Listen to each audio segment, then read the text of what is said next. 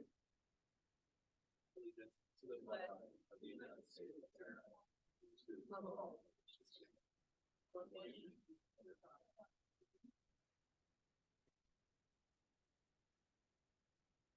And if we could remain standing for just a moment of silence, we'll keep in mind our first responders.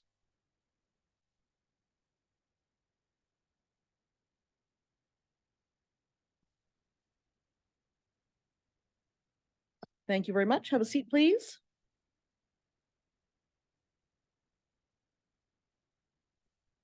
All right, the the Zoom is now on.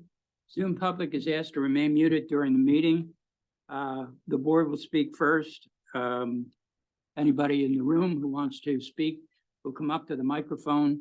We've changed our rules a little bit. We're asking your name and what township you live in, but not your address anymore.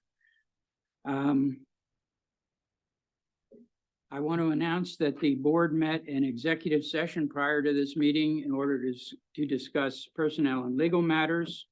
I would also like to say thank you to the, I believe it was the Public Works Department.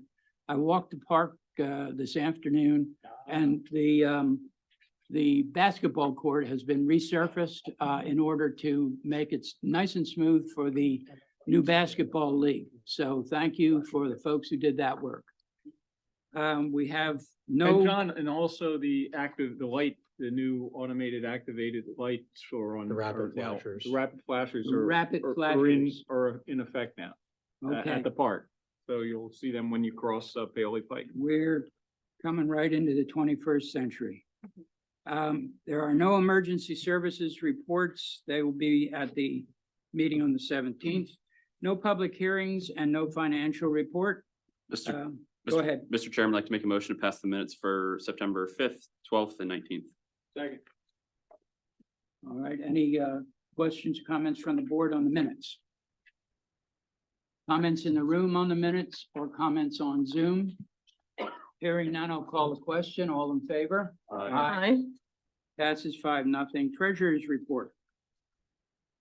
Dave. Thank you, Mr. Chairman. Won't mind. Thanks. Treasurer's report is for the weeks September 14th, 2023 to September 28th, 2023. Our EIT, that's earned income tax collections, real estate tax collections, quarterly recharges, permit fees, district court rent, P&R registrations drove general fund revenue during this period. In addition, Friends of East Goshen again reimbursed the township this year for costs associated with the camp out in the park, which was a big success. First time we did it, and Community Day, and that was a total of $25,094.99. That's allowing these events to be free to the community. Thank you, friends. Yeah. General fund expenses included insurance payments, traffic signal maintenance, Community Day costs, stormwater materials, and other routine operational expenses. Our capital reserve fund incurred $127,000 of expenses for the Peterbilt cab and chassis, which was ordered by budget back in 2021. Yeah, I do have a question. Yeah. Or Dave, sorry. Why don't you make a motion first? Mr. Chairman, I move that we accept the receipts and approve the expenditures as presented in the expenditure registered and summarized in the treasurer's report. Second. Thank you. Go ahead. Thanks. Quick question on the last page or second to last page. I see we had Gannett Fleming from Milltown Dam Engineering for $4,000. We've already spent like $400,000 on engineering. What else do they need an engineer? This is also wrapping up the bid document stuff they did for us. Thanks. Okay. But just to be clear, there's definitely gonna be more associated with that for ongoing field inspections. Not nearly as much as we've expended so far, but there will be some minimal costs. Yeah, as the new treasurer vendor report. comes on site. Yep. Thanks. All right, any questions in the room, comments? No. On Zoom? Hearing none, I'll call the question. All in favor? Aye. Right. Passes 5-0. I'm going to exercise my discretion here. My perception is that most of the people in this room are here for the ESAC presentation. So I'm going to move that ahead of old business, to move old business to the end. And we'll call for the presentation on proposed ordinance on single-use plastic bags. Who's making the presentation? Christie?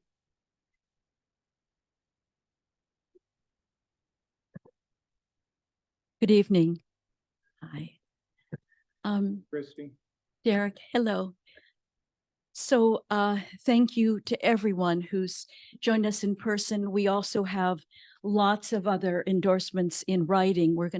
We have them on a line to show you some of them, but plus we have dozens of other signatures in addition. So slide number 1, and they're just going to walk in with a list of those endorsements we've received while I keep going here.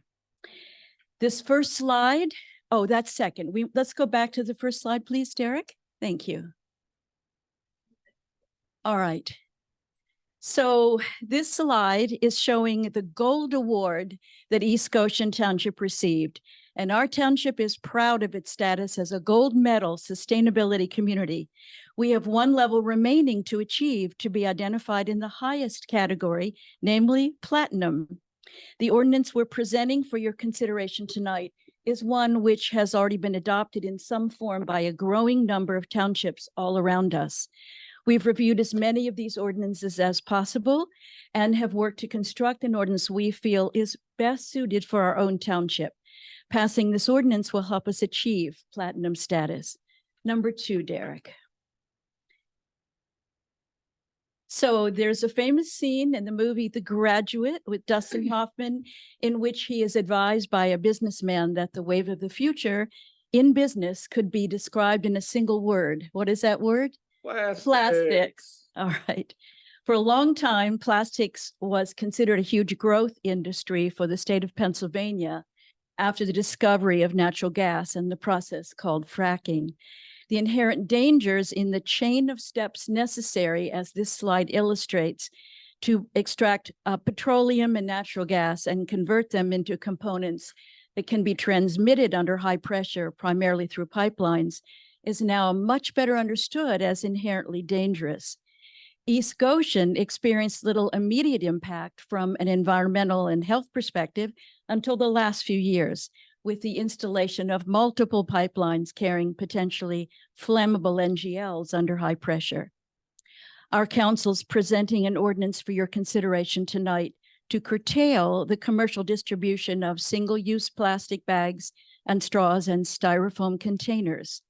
We're not in a position to step in at any of the earlier stages of production, as this slide shows, but we are here to do our best to curtail the use of single-use plastics and styrofoam containers to the extent that it's within our jurisdiction of East Goshen to accomplish this. We're here to speak for the children of East Goshen and their children and generations to come. We believe we speak for them when we ask you to say no to one of the few steps we can influence, namely the distribution at point of purchase of plastic bags, straws, and styrofoam containers. Slide 3. So here are a few pictures that we have taken showing some of the trash residue on that little path between East Goshen Elementary and the parking lot for Wawa. And I've personally helped clean up this area several times on our Keep East Goshen Beautiful Day. A team of us from our ESAC have spent hours and filled several trash bags each time. This is the path the elementary school children walk to get their snacks. So they step in this trash, they breathe in the microplastic from the air as these items begin to disintegrate. Wouldn't it be great if they didn't have to? Wouldn't it be great if our stores didn't hand out plastic bags and straws and styrofoam containers that are thrown away barely minutes after purchase? Plastic doesn't decompose like an apple or a piece of paper. Instead, it breaks into smaller and smaller pieces called microplastics. They're defined as plastics less than 5 millimeters in length or smaller than a grain of rice. They've been discovered everywhere now, in the depths of the ocean and the highest mountains in the world. Slide number 4. Here are some graphics prepared by the environmental club of our very own East High School. Our young people are worried, and they have good reason to be. Every 16 hours in America, we throw out enough plastic to fill the Dallas Cowboys Stadium. And the amount of plastics we throw away is increasing every day. As these graphics illustrate, Our teenagers are not only worried for themselves, but for the creatures who live in the water as well as on land. Single-use plastics and styrofoam are suffocation and starvation hazards for these creatures, but they represent a danger for our young people too, because the microplastics swallowed by the fish and animals contain toxins like DDT, which humans then ingest when we eat them. Cooking heat does not destroy these toxins.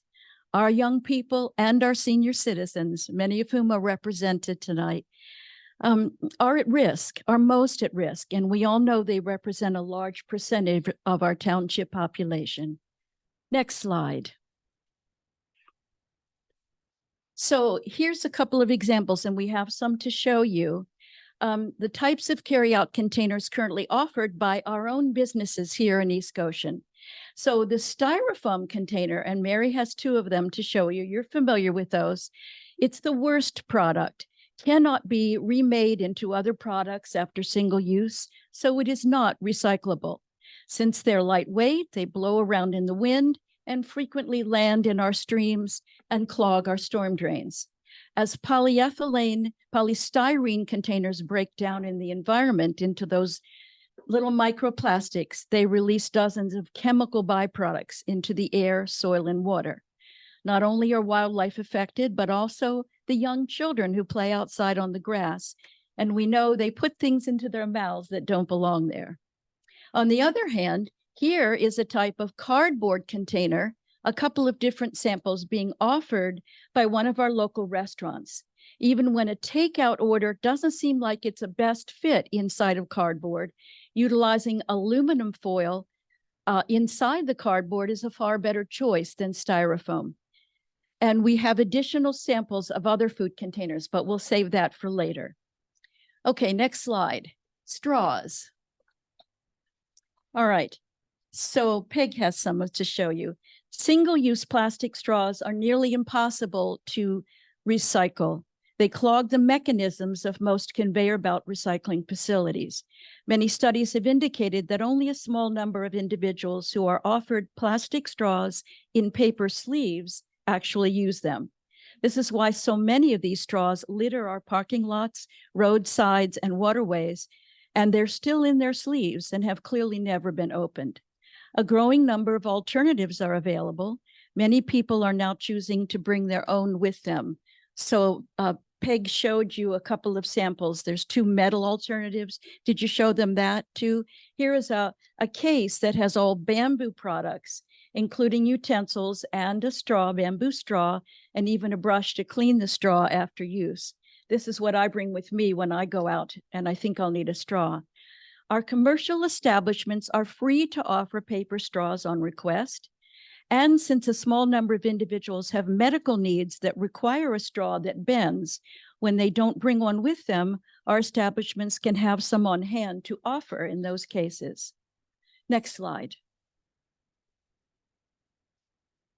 This is a map showing East Goshen in the bright yellow and the adjacent townships and boroughs that have already enacted ordinances are outlined in dark green, and those outlined in a lighter green shade are already working on ordinances. Of particular note, the King of Prussia Mall, one of the 3 largest in the country, will begin operating under one of these ordinances starting January 1st. That mall includes 6 major department stores and 450 stores and restaurants altogether. We also have a statement for you from Henry Alexander, the chair of the West Goshen SAC. They have more commercial establishments than we do, and he assures us that all is well in West Goshen since they enacted their own ordinance. We have that statement to read a little bit later. Next slide. This one shows an example of a couple of times that members of our council have gone and done our own little surveys, and this is what we discovered.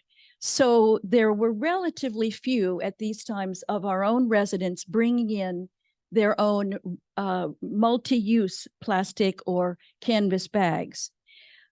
So we want to encourage that with this ordinance. One of the owners of a popular restaurant in East Goshen told us recently that he chose to replace single-use plastic bags and styrofoam containers with safer products after watching a documentary by National Geographic. In fact, and that's the cardboard one, Mary, we have been recycling the cardboard containers he uses for takeout food at several of our community events for the children to take home projects they create at our ESAC table. Thank you. We've used dozens and dozens of these for the kids. Our council wants to encourage businesses in East Goshen to recognize the value of alternate products and to realize how important these decisions are with many of our residents, some of whom are represented here tonight. We believe our committee, our council believes in the carrot and this, not the stick approach. That's why, unlike any of the other townships which have already enacted ordinances, we are not recommending any fines for businesses who do not comply, nor are we recommending that a charge be mandated for the purchase of paper bags once single-use plastic bags are no longer offered at the point of purchase. Our intention is to help inform and educate our community on what will keep East Goshen beautiful and keep us all as healthy as possible. We also wish to support our businesses in whatever decisions they reach regarding the offering of paper bags. If they wish to charge, that is their choice to make. Many of our businesses already have multi-use bags available for purchase at the point of sale. Okay, and we have a bunch of samples of multi-use bags, but I'm going to save that. So in the interest of time for the moment, we have samples have been in use for 25 years. So you can time that by every week for 25 years. Next slide. All right, this chart has been provided to us by Willistown Conservancy Trust, and it represents a recent study they conducted to ascertain the presence of microplastics in the waterways under their observation and protection. They discovered that all headwater sites in all watersheds at all time points were contaminated with microplastics. The middle set of graphics is the cluster for Ridley Creek. 3 of the sites they studied out of the 6 are in East Goshen, monitored at West Branch Ridley Creek, the main stem Ridley Creek in the park off of Boot Road by the blacksmith shop, and at Ashbridge Preserve. Next slide. We know from this summer that air quality knows no boundaries. Wildfires in Canada produce smog and unsafe air quality here in East Goshen for many days. In fact, there was another alert this past weekend from Canadian fires that are still burning. This slide shows the Covanta incinerator in nearby Delaware County that has been identified, unfortunately, as one of the worst polluters of this type in the country. It incinerates around 3,500 tons of trash every day. Plastics and styrofoam incinerated at this facility are releasing dangerous chemicals into the air that are known carcinogens. We can help do our part by reducing our plastics and styrofoam output here in East Goshen, thus helping ourselves and our nearby neighbors as well. And the final slide. Sustainable PA, the organization that has awarded us gold status, has a number of recommendations for us to consider in order to be eligible for platinum status going forward.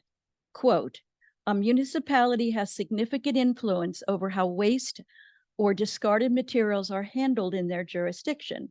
This subtopic uses the terminology materials management and not waste management, because the goal is to prevent materials from becoming waste and ending up in local landfills or incinerators, end quote. They offer specific suggestions as to what municipalities can do to divert more waste away from our landfills. For instance, they recommend reducing the adverse environmental impact of businesses, residents, and others within the community by paying special attention to energy use, land use, and waste and materials. Our council feels this ordinance is one very tangible step we can take, and we urge East Goshen to implement it as quickly as possible.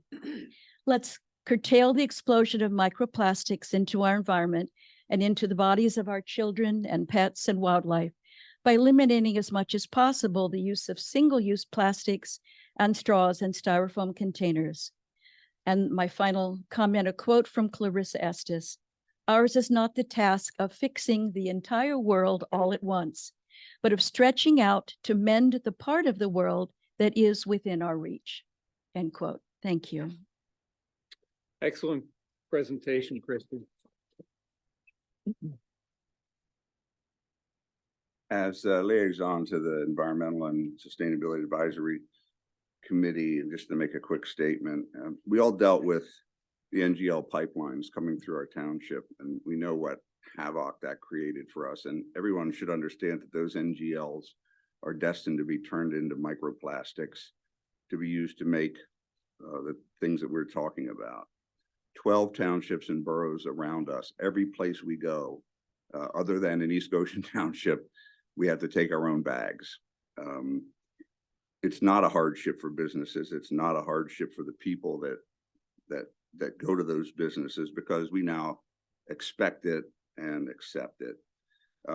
Article 1, Section 27 of the Pennsylvania Constitution says that the people of Pennsylvania have the right to clean air, pure water, and to the preservation of natural, scenic, historic, and aesthetic values in the environment. The two things that we're expected to do are prohibit the degradation, diminution, and depletion of the public natural resources. And the second thing is to act affirmatively via legislative action to prevent the degradation of our environment. So I'm fully supportive of this. It's the least we can do. I'll just let you know that 8 states in the country have single-use plastic restrictions. The thing that really blows me away is 11 African nations, talking Uganda, we're talking Cameroon, we're talking Ethiopia, we're talking Rwanda, all have complete single-use plastic bans. The least we can do in East Goshen Township is honor our Pennsylvania State Constitution, Article 1, Section 27, and join our adjacent townships, adjacent states in limiting the use of single-use plastics in East Goshen Township. I would offer comment as well. I've been supportive of this measure for some time, and we're in the 21st century and a lot of stress ahead in this planet for the next century, doing what we can in our own environment. I can't control what the state or have any impact on what the state does or the federal government or nationally. The bar chart on water quality, I believe Willistown Trust is a good operation.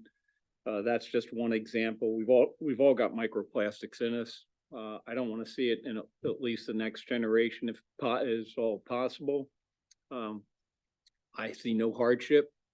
Danny Wegman got it a long time ago. Things worked out well there. I hear no complaints. I'm in West Goshen or the borough. Just like recycling 25 years ago when that was brought in, we all had to condition ourselves, make those adjustments. We don't even think about it now. It's the right time to do it. And so I fully support this as well.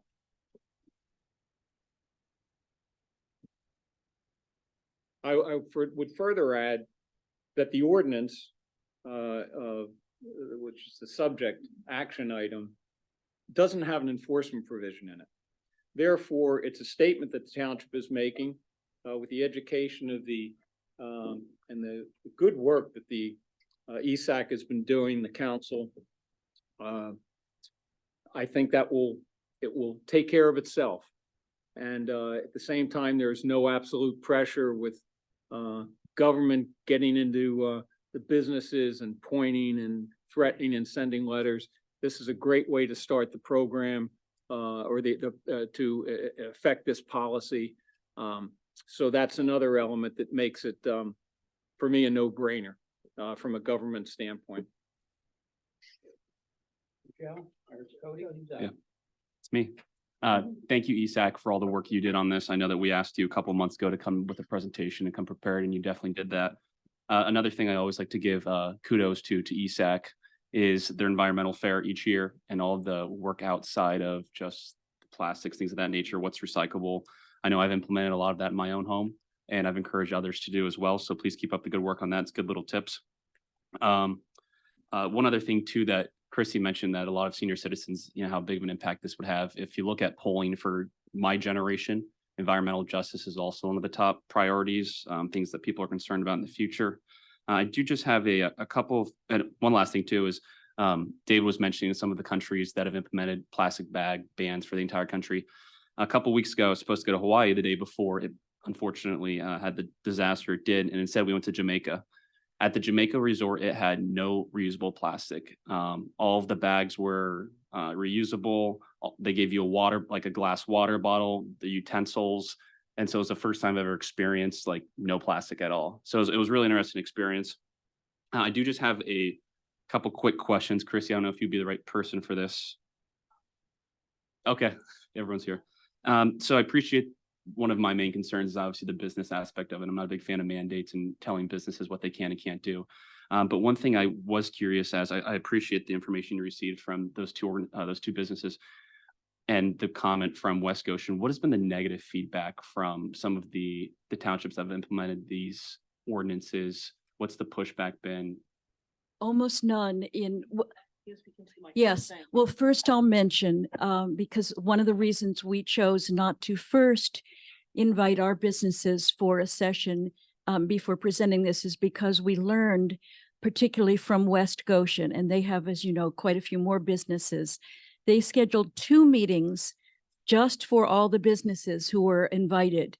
And no one showed up at one and 2 people showed up at the other. There's been virtually no pushback. There's been one fairly egregious non-compliance, so they have been, you know, kindly just talking to them, not giving them any fees. But again, I read about 10 of them, and we're not, you know, we're not trying to push any, you know, any agenda on any of our businesses, just to support them. Sure. But we want to help them, show them alternatives, as some of them are already doing. Oh, I think I spent, No, come to the microphone, please. I went up to Mary Kruger. I live in East Goshen.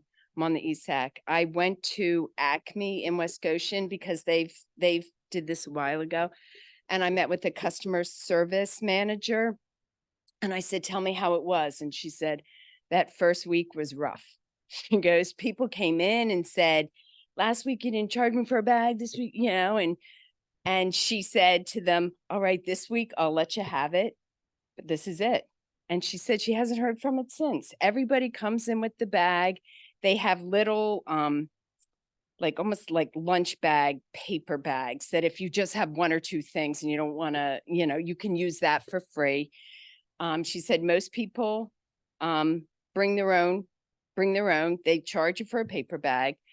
Same thing at Wawa. Wawa said the Wawa in Westchester, it's 38 cents to buy that little reusable bag. They said most people don't. Most people will carry 7 things out rather than buy spend 38 cents. And they're happy with that because they said they don't see a lot of people bringing the bag in. So, you know, they carry 6 hoagies out the door and they're fine. People adjust. That was what both of those instances told me. and that's helpful because I always tell myself if I go to a township that does offer plastic and you go to your trunk and you don't find your usable bag, you're like, gosh darn it. So it's my self-punishment that I carry out. Like Carry out. you know, Right. but I did have one more question for you. I'm sure it's been on a couple other people's minds. Let me just show you first. Sure. So there's all kinds of bags that fold up to practically nothing. See how large this bag is, there's 3 of them in this one container. You could put one of these in your back pocket. So you don't even need to remember, you know, in a purse or in a man's back pocket. This folds up into nothing and it carries a lot. So I'm sorry, what's your other That's okay. question? I'm sure I'm not the only one who has this question, but I have a dog that I love and a dog that I love to walk. And I know that we rotate parks. He's spoiled. But I know at the West Goshen Park, they have obviously an ordinance their bags, they offer bags at the park. What would be your suggestion for the bags for East Goshen's Park in regards to picking up? I think we already have some at our park, don't we? Are they Yes. up to? Yeah, yeah, show the, go ahead. I think those bags pretty big. They are? Mary McCluskey, East Goshen, member of ESAC. I have two big dogs. I'm a huge dog lover. I used to use the plastic bags, and then I realized that is stupid. So now I buy compostable bags specifically for that. What's helpful? Can you send me the link afterwards? So I I can buy certainly, them? there's plenty that Yeah, you can. there's you can- lots and Coke just Amazon touched on has them. one of my favorite pet peeves that people say, like, use those plastic bags to clean up after my dog. So let me It's- get this straight. Right, We use a non-biodegradable, it's actually biodegradable, it degrades instead of composts. You take a natural material that will degrade in 2 days and you put it inside a Right. bag that'll be there for 100 years. That makes no sense at all. So there are websites at all the pet stores now. You Right. can I was just get, curious You can because get I had a couple people compostable. asking me like, what would you do? I'm like, I don't know. I'll ask on, it's a learning. yeah, curve. no, I- they're easy. You and can also I find them think- at I all think the the pet ones at the park say that They're all they're over the Yeah, place. they're all they're all over. compostable. It's all over. But that's a great question. Thanks for asking. Good question is right. All right. Cody, I'm going to give you this. This is a statement from Henry Alexander, who's saying, the members of the Sustainability Advisory Committee were surprised and pleased with the level of acceptance of the ordinance by the business community. He mentions a couple of places that only asked for more time to deplete the stock that they already had. So let me hand this to Yeah, you. please. It's And for did the did board. West Goshen grant that extension? And then I promise my last question here. What will be the businesses that will be impacted most? Obviously, you have Giant, Wawa, assuming, or, I'm sorry?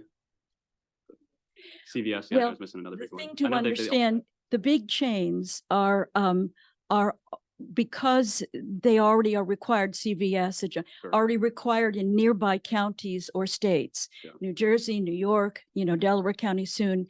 And so what they're doing momentarily is sending their plastic bags to us. Got it. But they understand that it's coming. Okay. There won't be any surprise. And for our individual businesses, again, we're here to help. We're just here to offer alternatives. We're not, it's the carrot, not the stick. And I know that you mentioned one specific business owner about who's changed his use. It's funny because I asked him 6 months ago, I'm like, okay, like this may be coming up on an agenda. He's like, well, I Yes. switched it all. So it was nice to see that he didn't take a reminder from the township, that he just took it upon No. himself to. And he's not sure about the straws and nobody's going to push him on that.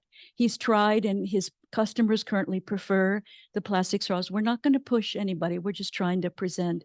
But one thing we would ask maybe is if they would ask the customer if they want a straw instead of just giving it out automatically because everyone doesn't use them. So something like that.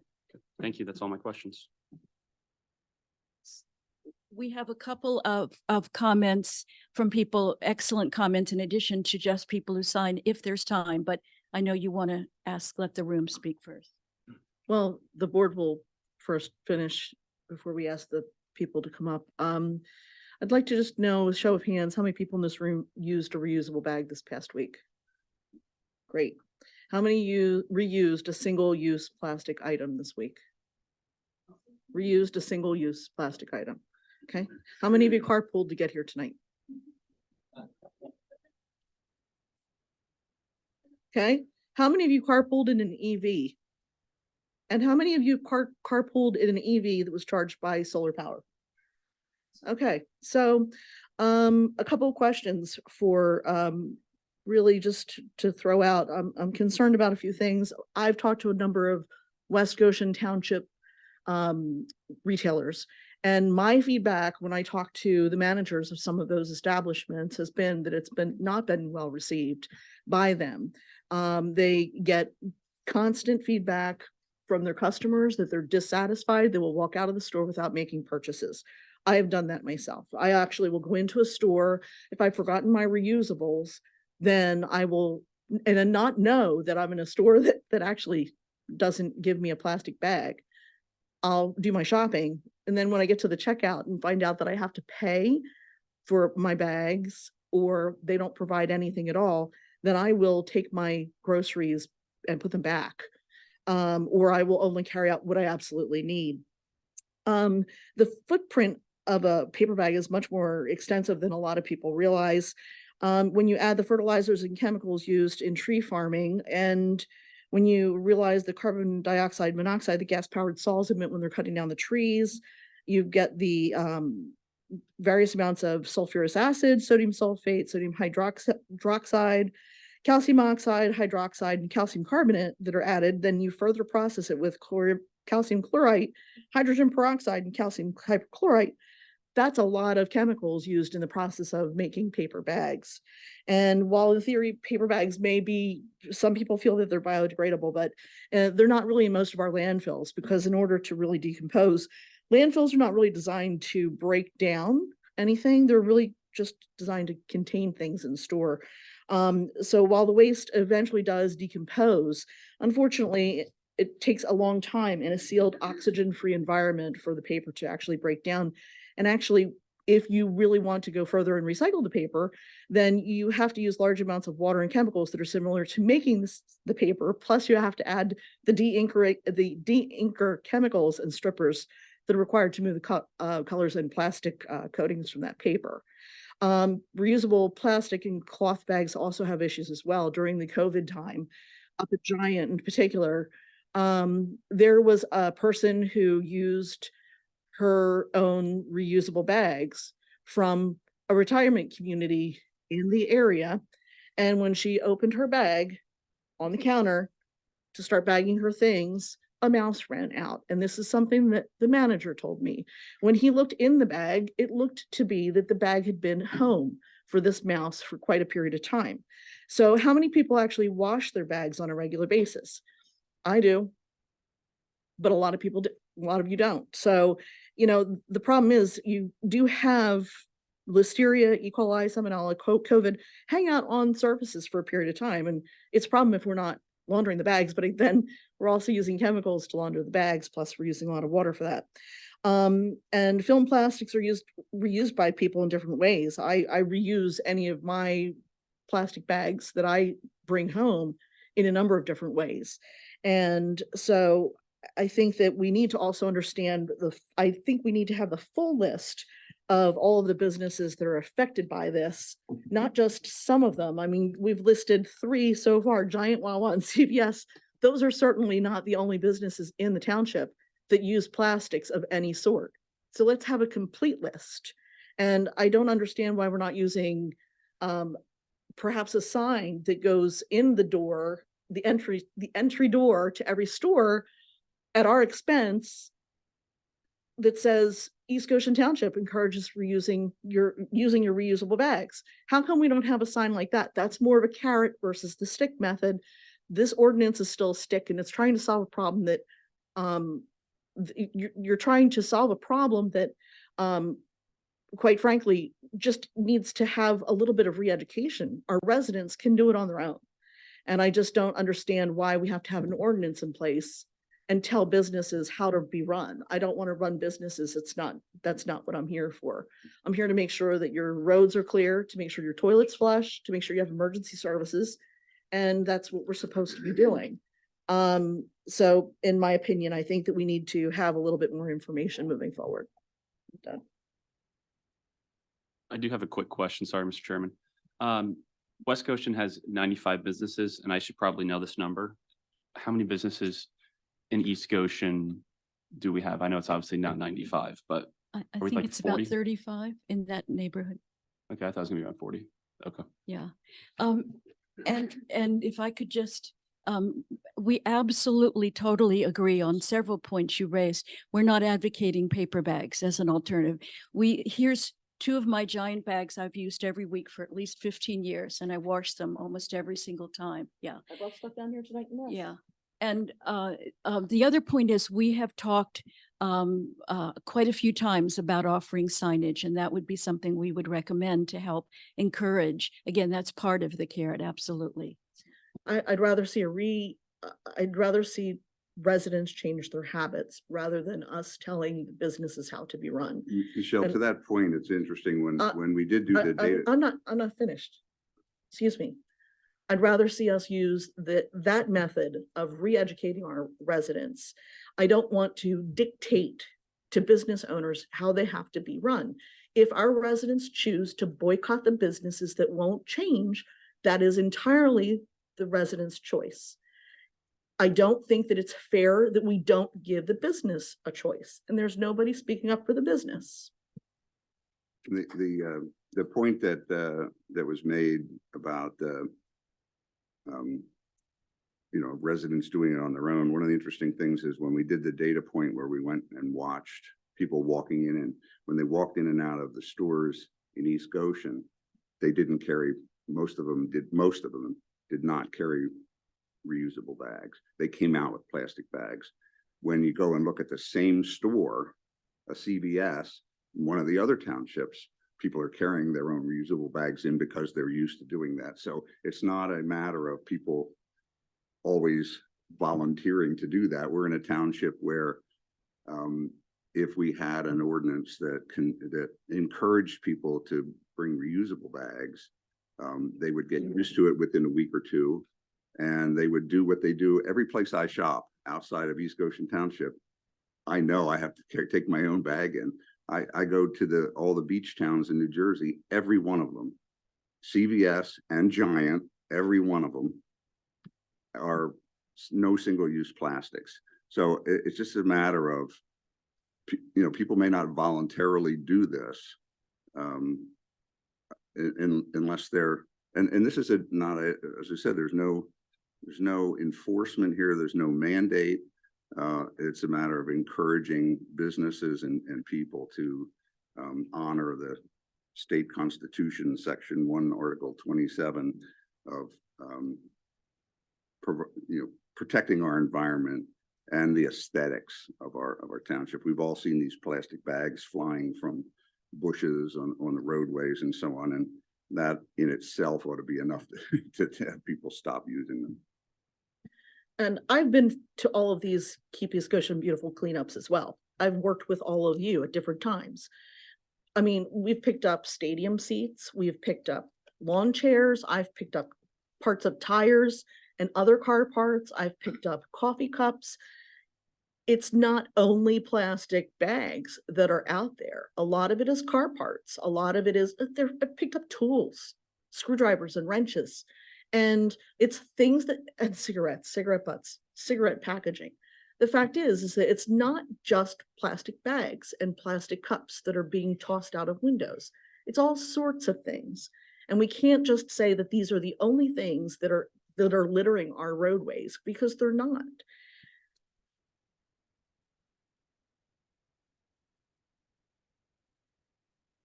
I don't like it. I'm a Jeffersonian conservative. I believe that government governs best, which governs least.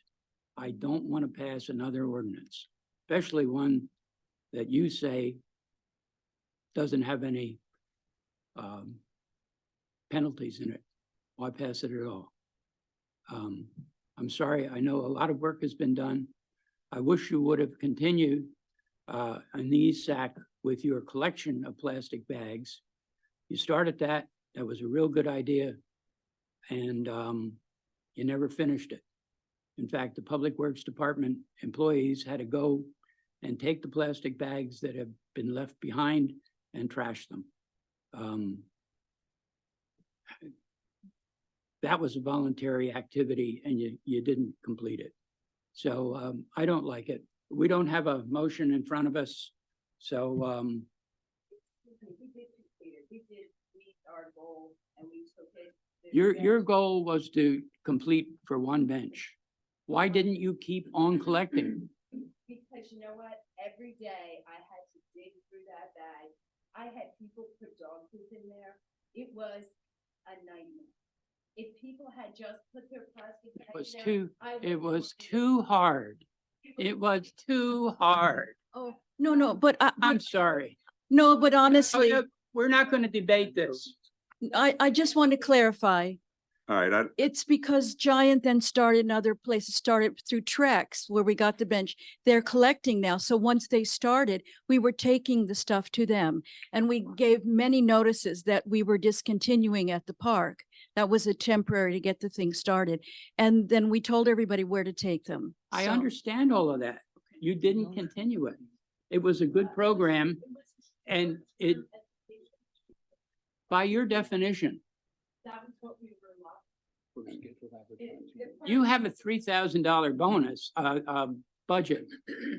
You weren't allotted anything. It got too hard for you and you didn't want to do it. So you came to the board and said, you do it. Board, you do it. We don't like doing it. I beg to differ. I think Differ all you want. Sure, let me finish. That was called the Trex program.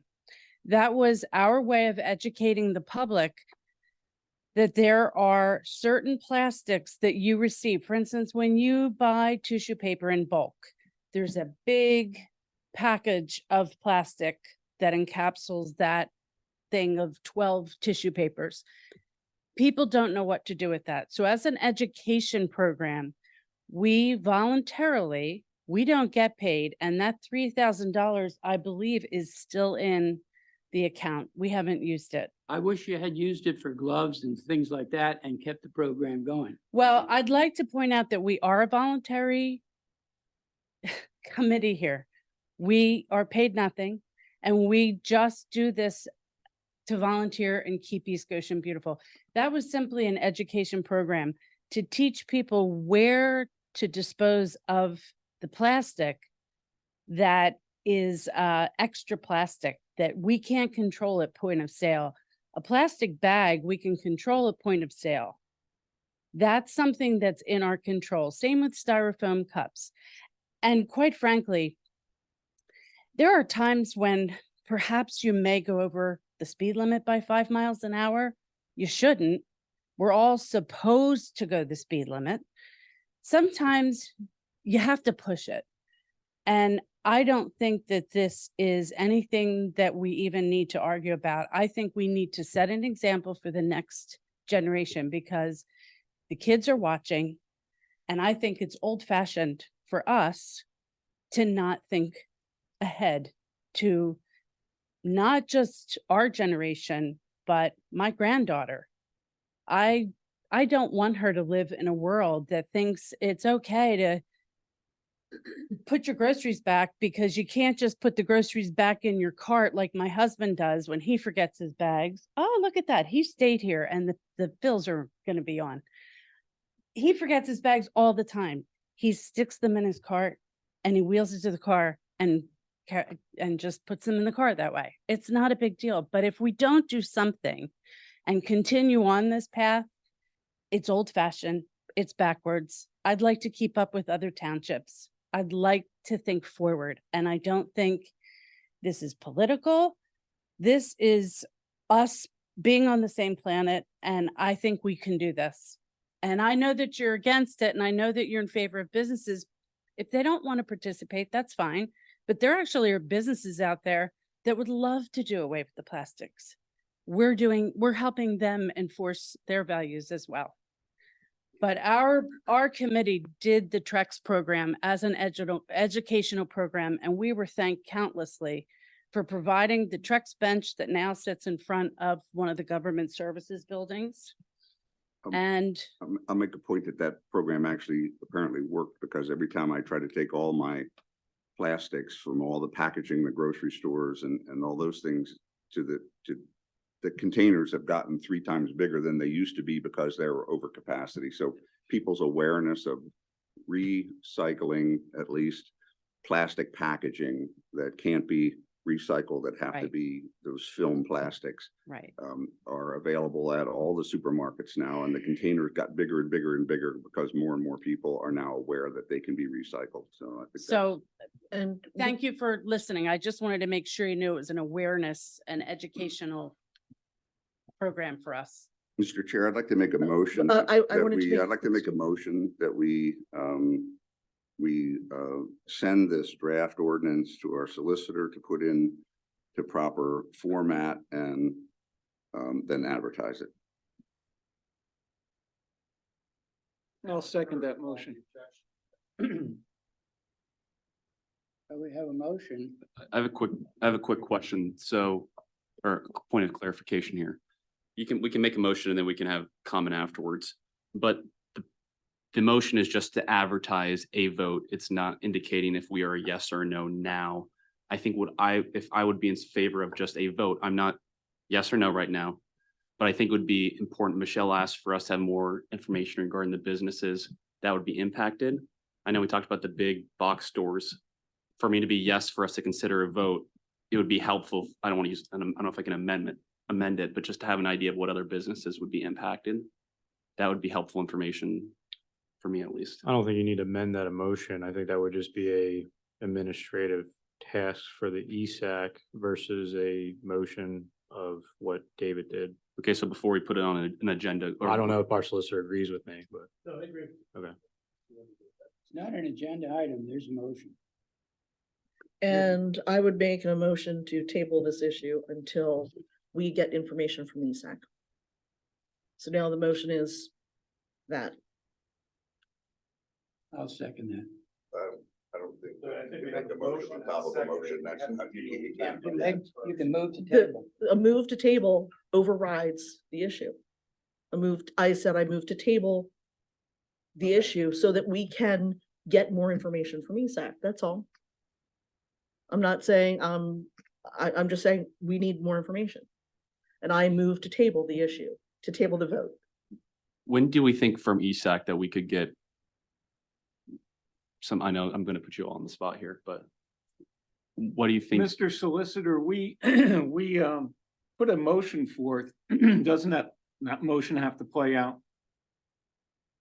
It's been a while since I've read my Robert's rules, saying that a motion to table The vote, the vote. that has to be voted on first. Yeah. And it was seconded. So I believe that's what Robert's rule says. So maybe you want to deal with that first. So on that tabling motion, there's the motion and there's a second. Well, So before we vote, can I get a point of clarification how quick ESAC is able to get that information? I would have to understand further what the level and the kind of information you would want. So I don't know, we have what, 35, 40 businesses in the township.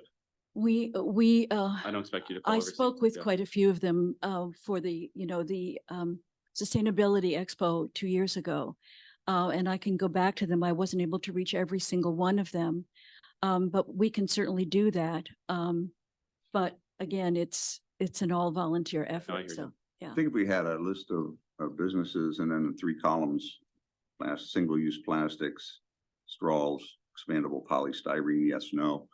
You have pretty good indication that this motion doesn't impact businesses in any way, shape, or form like it does in King of Prussia Mall, for example, or adjacent townships that have far more businesses than we have. we can call a meeting, which we had decided on recommendation not to do because of the response in West Goshen.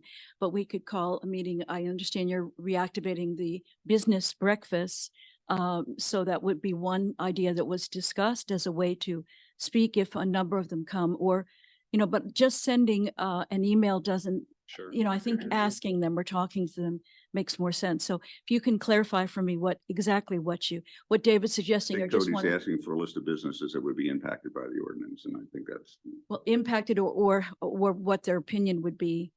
but I mean, we No. have that many businesses, but they're not all retail businesses that give out plastic Well, bags. No. that's my point, like Hertz, Right. they don't offer plastic bags, Exactly. so we don't have to worry. No, there's antique places, there's places that aren't affected at all. But do they offer plastic bags? Do they have plastic bags that they're giving to people for their trash in their car? So we need to know which businesses are handing out plastics. Well, but those, we're not talking about like the little bags without handles. We're talking about the point of impact plastic bag with handles that are used to carry. So like the little internal the bags, plastic bags you put your produce in, those are all exempted in the ordinance. And we're only talking about not the small ones like you're talking about for the cars. So a list, I would like to see a list of all of the businesses that this will impact, meaning who offers these particular items at point of sale or is using them in their retail restaurant. So I want Okay. more information. And do you know that you can actually use your own recycling bin to recycle your single-use plastics? It's actually allowed and encouraged by our township. We are permitted to do that. I've checked a number of times and we're allowed to put our clean, dry, single-use plastics, the film plastics into our own recycling bins. We do not need to take them to Giant. You can actually do it yourself. All right, thank you, Michelle. Thank you, Christy. I think there are other people in the room that would like to speak. If you would like to speak, please come up to the microphone, say what you have to say. Name and township. Hi, I'm Ken Flanagan. I am an East Goshen. Point. Just a little bit of a background before we get into this, because I'm going to frame this up much differently than it's been framed up before. I got a whole car trunk full of recyclable bags, reusable bags on this. I've got the biggest recycle bins on my street. That's how much I recycle. So when this report came out, I read it, which was only a few days ago. So we haven't had a whole lot of time, the rest of us, to look at this. You've had a year, we've had 3 days. And I read the report, and my conclusion reading the report was, well, it kind of reminds me of a marketing study. It's got a lot of claims in there, but very little facts. So I was okay with that because it concluded at the end that this was a voluntary effort. And if you want to persuade me to do this, I'm all for it. And if I agree, that's great. And if I don't, well, we disagree on that. But then it was followed by an ordinance. And I'm like, whoa, this is not persuasion. Let's understand very clearly what an ordinance is. An ordinance is giving the government the authority to use force to get you into compliance. Now, I know I've heard, hey, there's no fines with this, there's no penalties. And this puzzles me to a great deal because you could have made a statement and I would have been okay with it. We all promote reusable products. We do, I do. You could have made that statement. You could have passed a resolution, but you chose an ordinance. You chose the mechanism that authorizes force for compliance. Now, this is inconsistent with what I heard up here. I can't resolve this. You're talking both stories. But it's the fact that it was an ordinance that made me sit up and pay attention. So I looked at this and said, this is an odd thing because we know from the own data that you presented, the residents of East Goshen as a whole don't support this. We're talking about the businesses and their impact, and that's something we definitely should consider on this. But let's face it, a business is, if they have increased cost, they're going to pass it on to us. And we heard through your own testimony that people come in and moan and complain because they have to pay for the bag or they're not getting the bag or they're carrying it out rather than pay for the 35 cents. These are the residents. You're proposing an ordinance to enforce on 15,000 people that they have to agree with you and they have to do it that way. Now, your own evidence is saying 85% of East Goshen doesn't comply. In fact, if you go to Wawa, great. But let's look into this a little bit deeper because I've looked at what you've presented here. And as I said, okay, it's good marketing stuff, but let's get into the facts. First, if we're going to have an ordinance, you've got, in my mind, to prove 3 things. 1, we have a serious problem, so serious that we're willing to use force to get the compliance.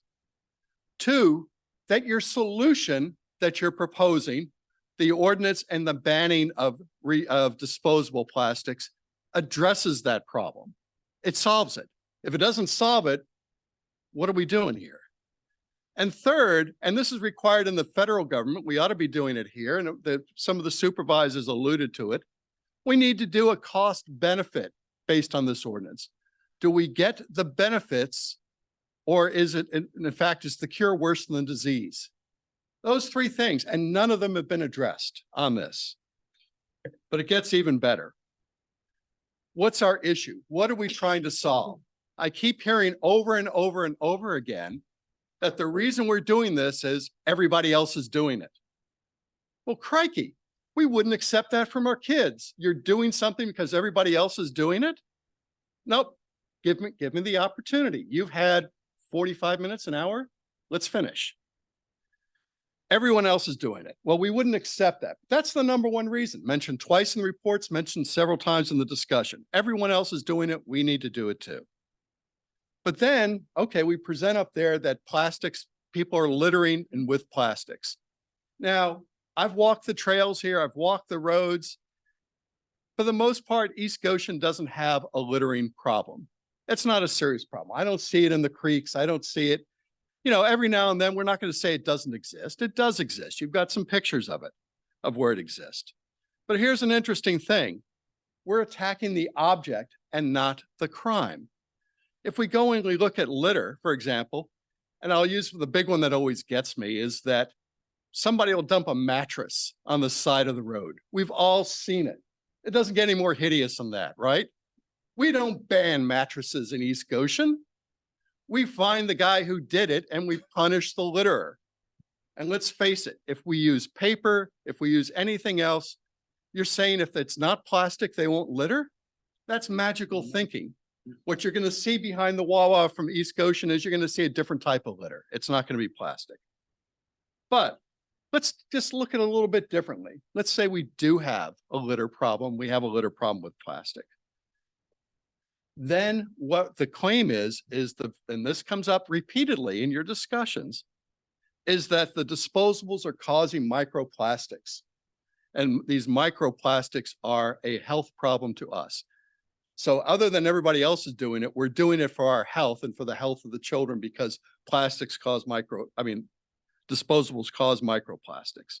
And there's some data from the creeks in Willistown, and we'll get to that because it's important. And I have to say, it's not going to support what you're asking for.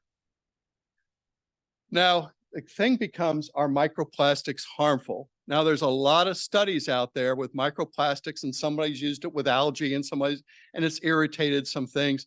But, you know, it's kind of interesting. What I'm looking for are not reports by researchers who get grants to do this. I'm looking for peer-reviewed reports, real hard data, not something by an environmental justice warrior who prints out there and does the repeated stuff. Are they harmful?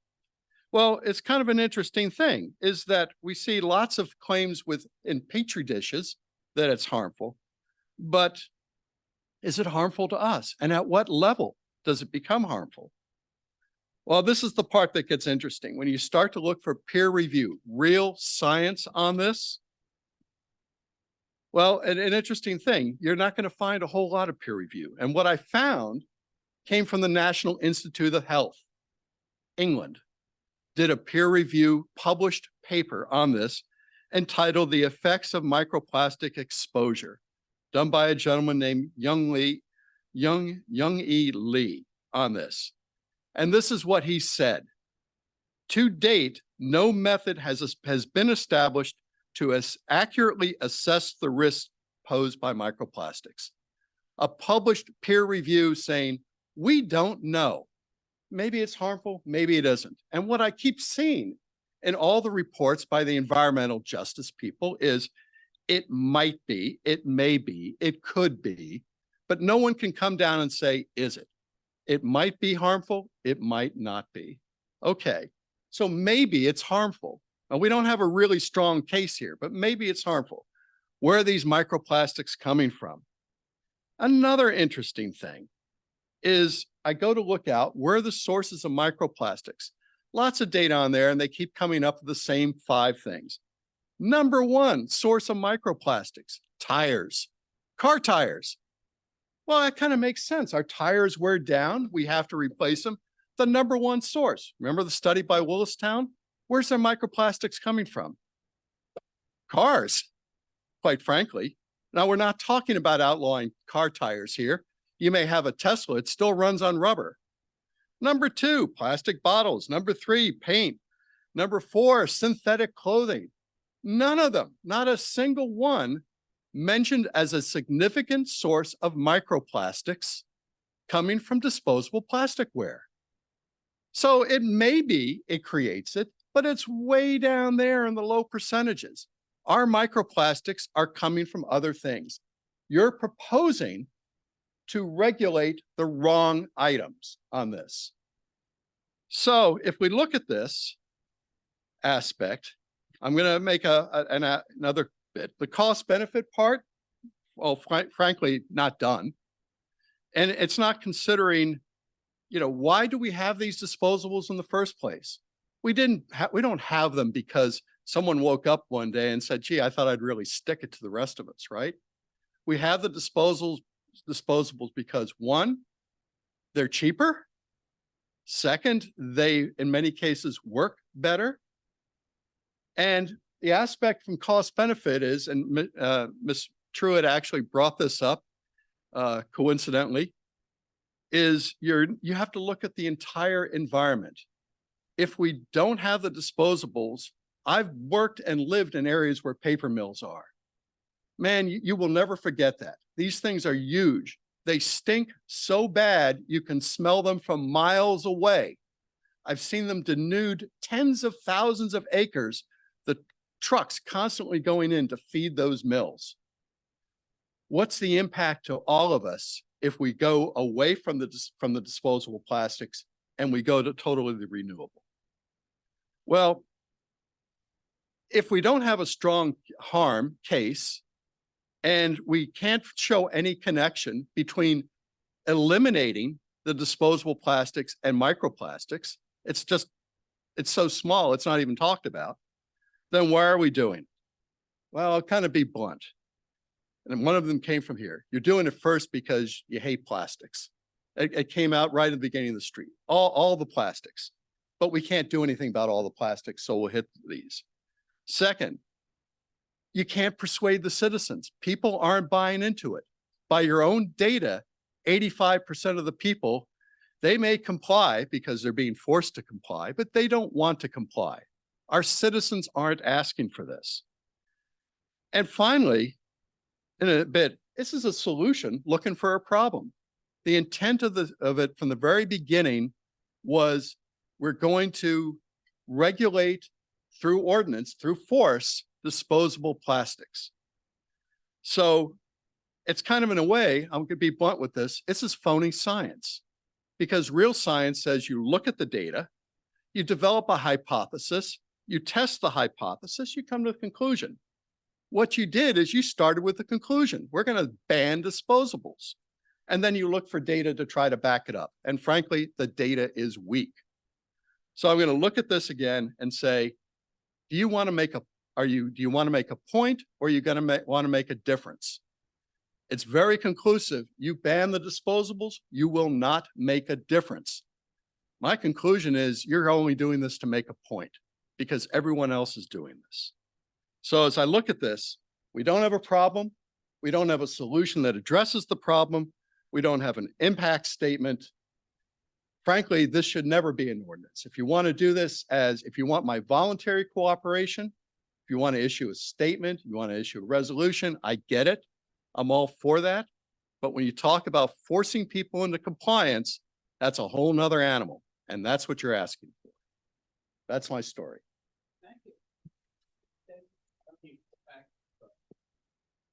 All right, does anyone else want a chance to speak?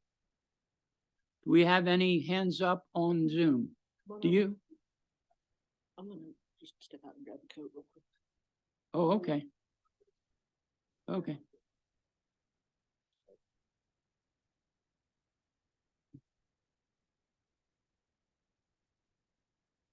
John Grock, East Goshen resident. I'd like to point out something in front of us this whole evening. Sign up there says that we are environmentally sound. I've heard enough evidence, I've read enough and seen enough to know that plastics are harmful. Now, I also think that it's true. By the way, many of the things that have been said in opposition are valid points, and I think we should take them seriously. But I just don't see why we can't accept the evidence that we do have about plastics in the environment. I have two grandchildren. I'm up here for them. I'm going to die in a few years. But they are the ones who may end up getting the cancers or other illnesses from those plastics. And one final point, smoking may be hazardous to your health. All right, good statement. Anyone else?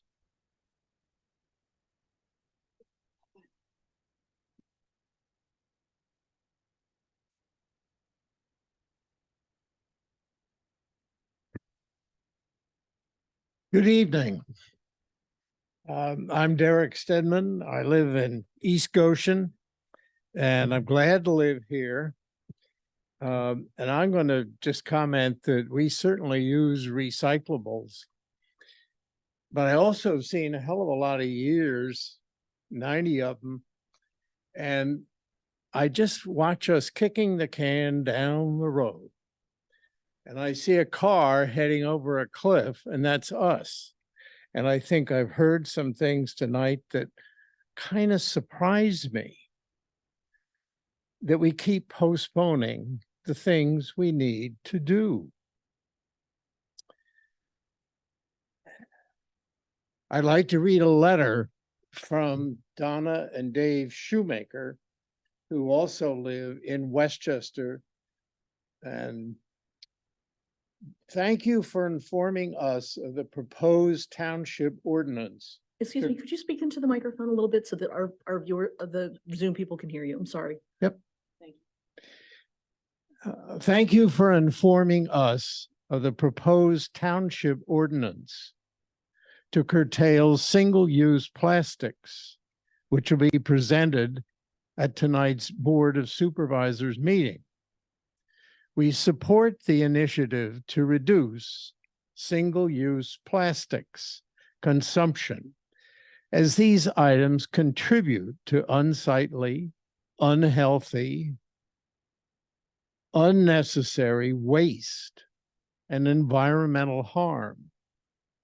We are aware that nearby jurisdictions are adopting similar legislation. Moreover, before moving to Hershey's Mill, we lived in a jurisdiction that had passed similar legislation several years ago.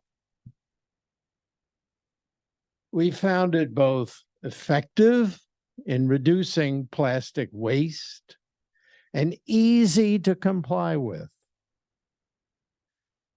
Common sense limits on single-use plastics are a win-win measure, and we hope this will achieve wide support in East Goshen Township.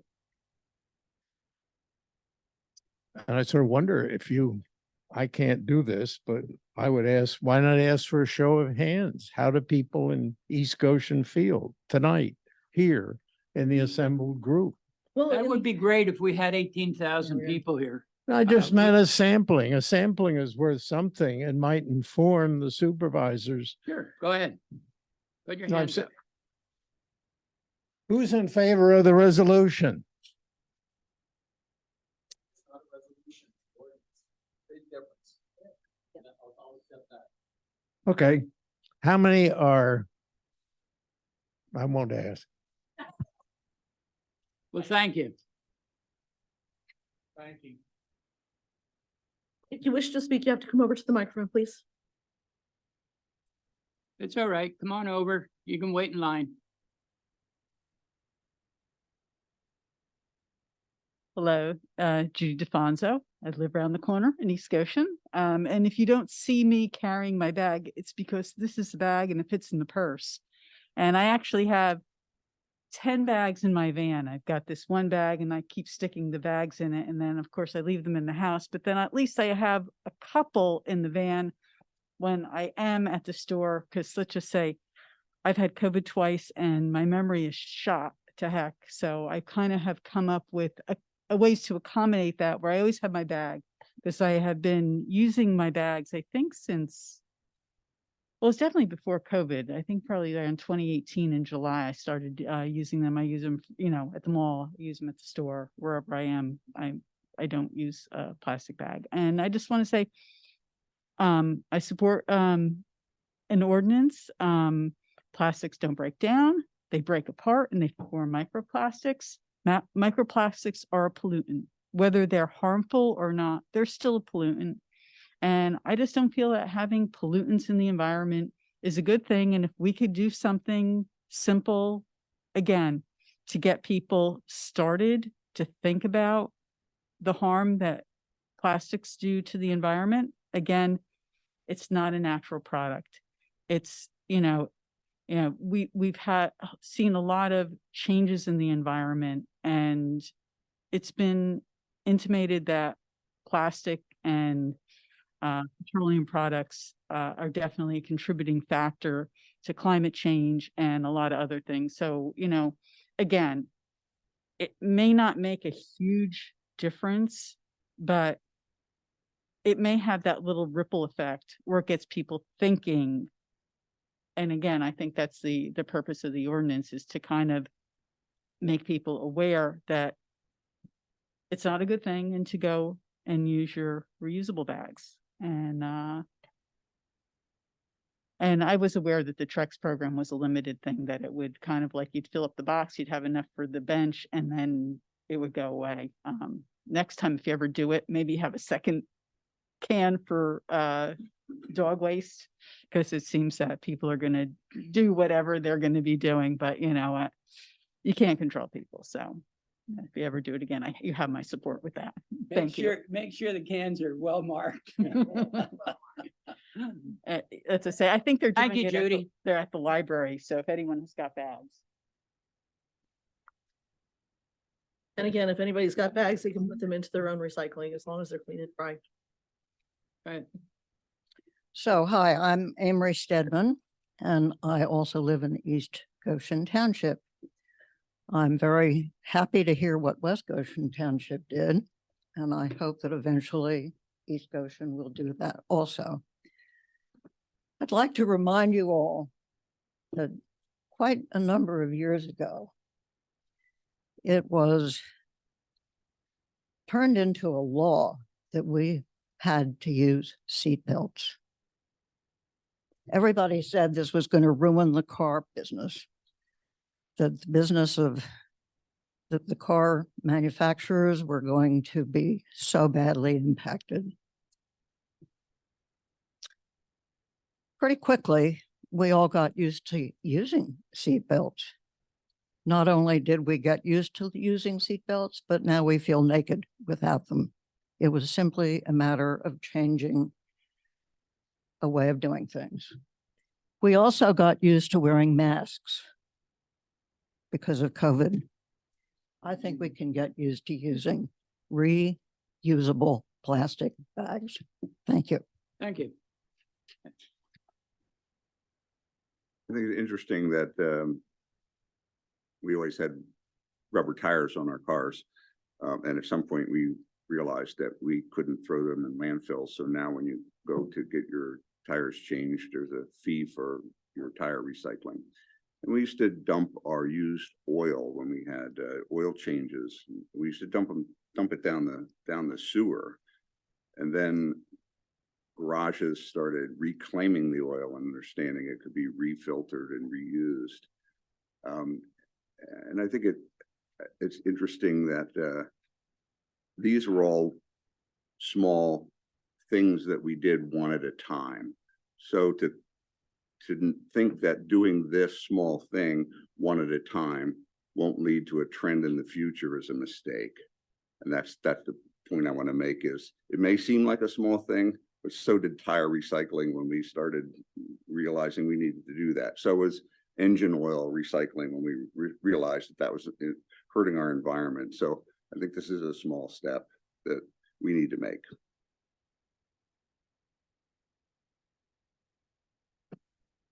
Russ, did you want to come up?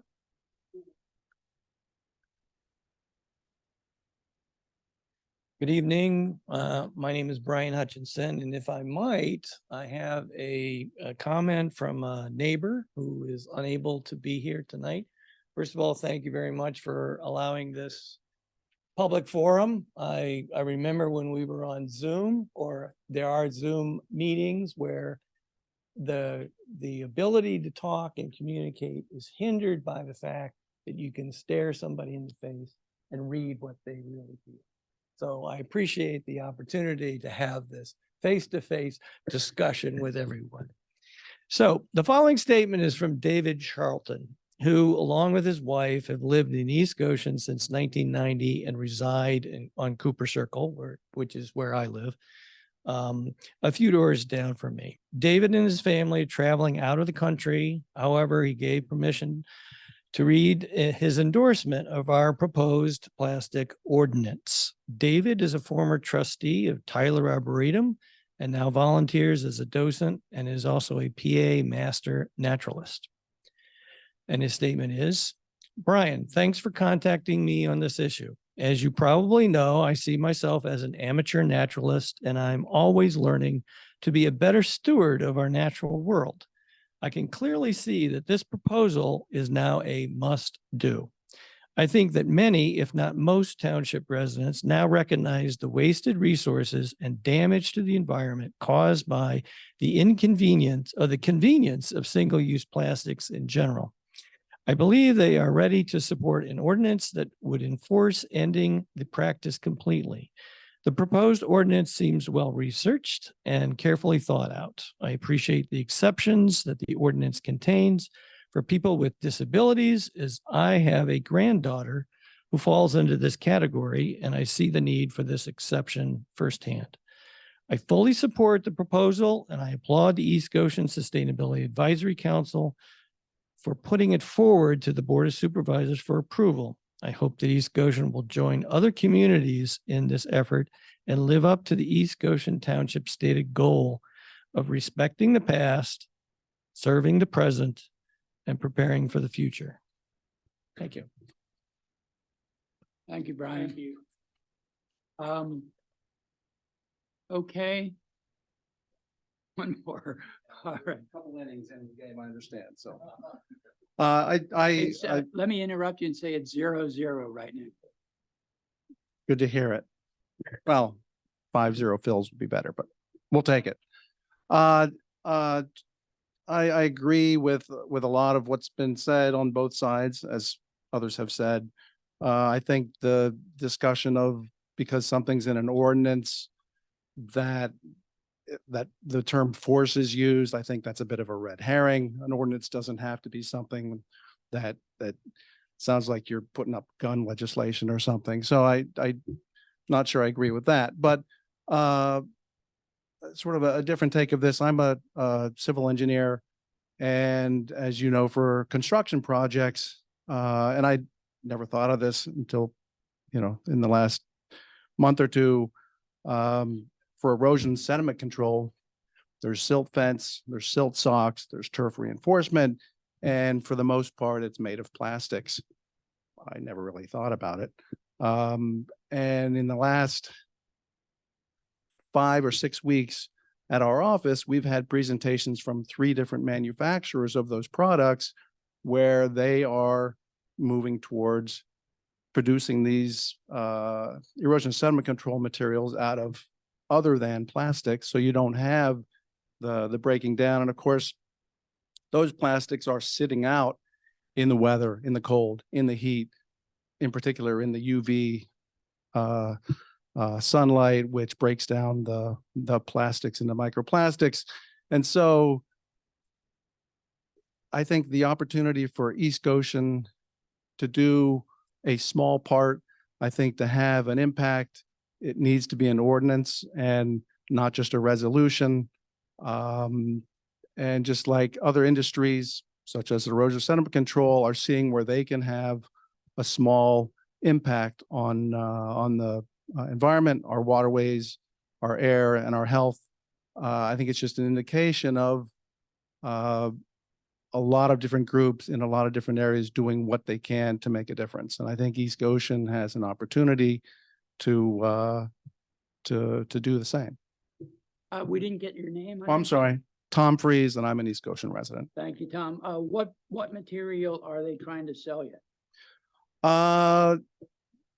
Yeah, we'll be selling our clients is who they're selling, but yes, it's a lot of use of jute materials as I see it, natural fibers. It's like jute hemp, that kind of stuff. Yeah, And that yeah. would be for like dewatering process for the silt. well, the silt fence itself, they're making out of more natural products. The silt socks that you see now, which are replacing silt fence in a lot of cases. Sometimes they fill those with materials that include plastic. They're trying to get rid of that, but the material itself is made of plastic, and they're finding other materials. Frankly, in the office, we've had discussions about whether we should start specifying that on our plans. Can you tell me, did they go as far as telling you what the price difference is between those natural products and the more natural versus the plastics? Yeah, they didn't give. Can affect our township too, as to what we do. Sure. They, They didn't give specific numbers, and we didn't, maybe to our fault, didn't ask for that. They did indicate that in some cases, the natural products are slightly more expensive, not prohibitively. And so in some cases, it might be developers, if you're a believer, sort of doing the right thing and spending the money for that. I think my opinion is that as they've done with some other states where the departments of environmental protection have adopted these materials, I would expect that they're probably talking to PADEP, and I wouldn't be surprised in the next few years if you see sort of DEP's regulations starting to call for that sort of thing. Yeah, that's great to know. Yeah. Thank you. You're welcome. Peg Freeze, ESAC member, East Goshen Township. I'm reading a letter from a resident who lives on Upton Circle who could not be here tonight. I am a longtime resident of East Goshen, and I'm writing in strong support of the East Goshen Environmental Sustainability Council's proposed ordinance to prohibit use of single-use plastic bags, straws, and polystyrene food and beverage containers. While citizens and businesses will have to adjust to these changes, so many other municipalities have already adopted these measures successfully. The change should not be onerous on anyone. I have shopped in many of these other areas and, as a result, have already cut down on my use of plastic in this township in favor of reusable bags, containers, etc. The proposed ordinance outlines the many reasons for the need for this ordinance. Of particular concern to me is that microplastics are now showing up in our streams, rivers, and oceans around the world. In 2022, microplastics were showing up in blood samples, and scientists are trying to identify what this might mean to our health in the future. This is not the world I want to leave to my children, grandchildren, and future generation. We are but a grain of sand in what is needed to keep the air, water, and environment clean. Combined with all the other grains of sand that have taken or will take action in the future, we have a chance to become a whole beach and change the course of what will come for future generations. I ask that the board approve the ordinance as presented. Okay, thank you. I'm gonna cut off further discussion after Cody has his chance to speak.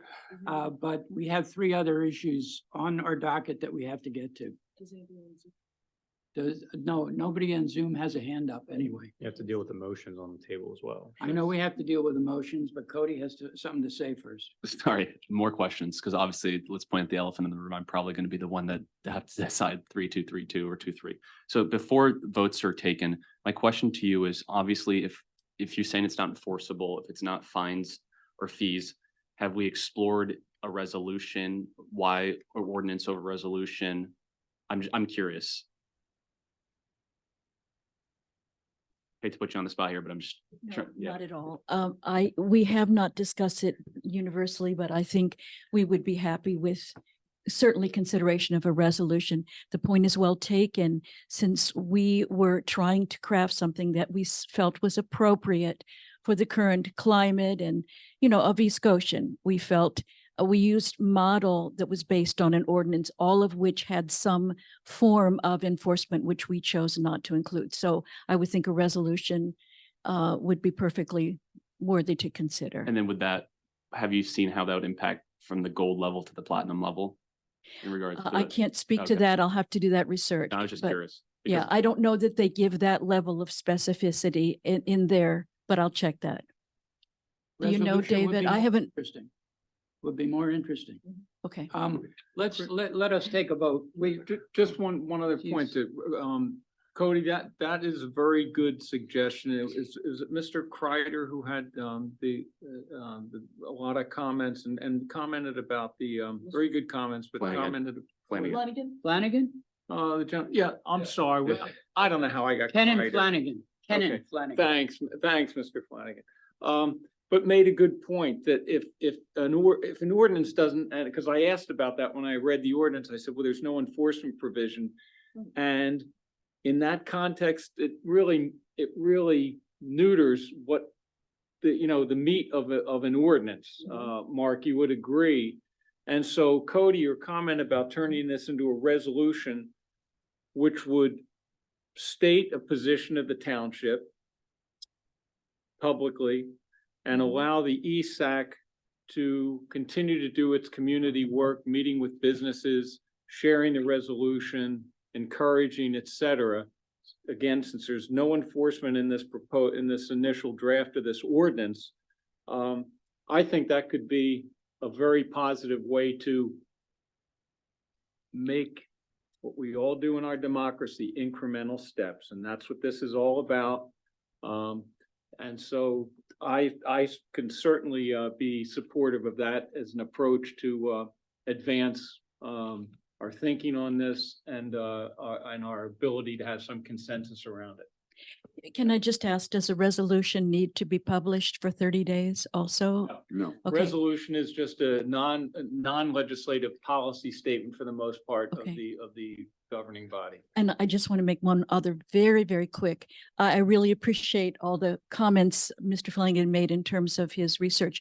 I would like to add, ironically, that I have hundreds of pages of stats and data and peer reviews and, all kinds of studies. And I had a lot of that information in my original presentation, but I was advised that it wouldn't be appropriate to give all those stats. So I cut them all out before tonight. So That's okay. I You have two them- guys should have lunch and the then work process, that out. I read about 20 articles a day. The process was very different than you might have. Christie, as we close this off, I want to thank you and all the members of the ESAC for bringing this front and center.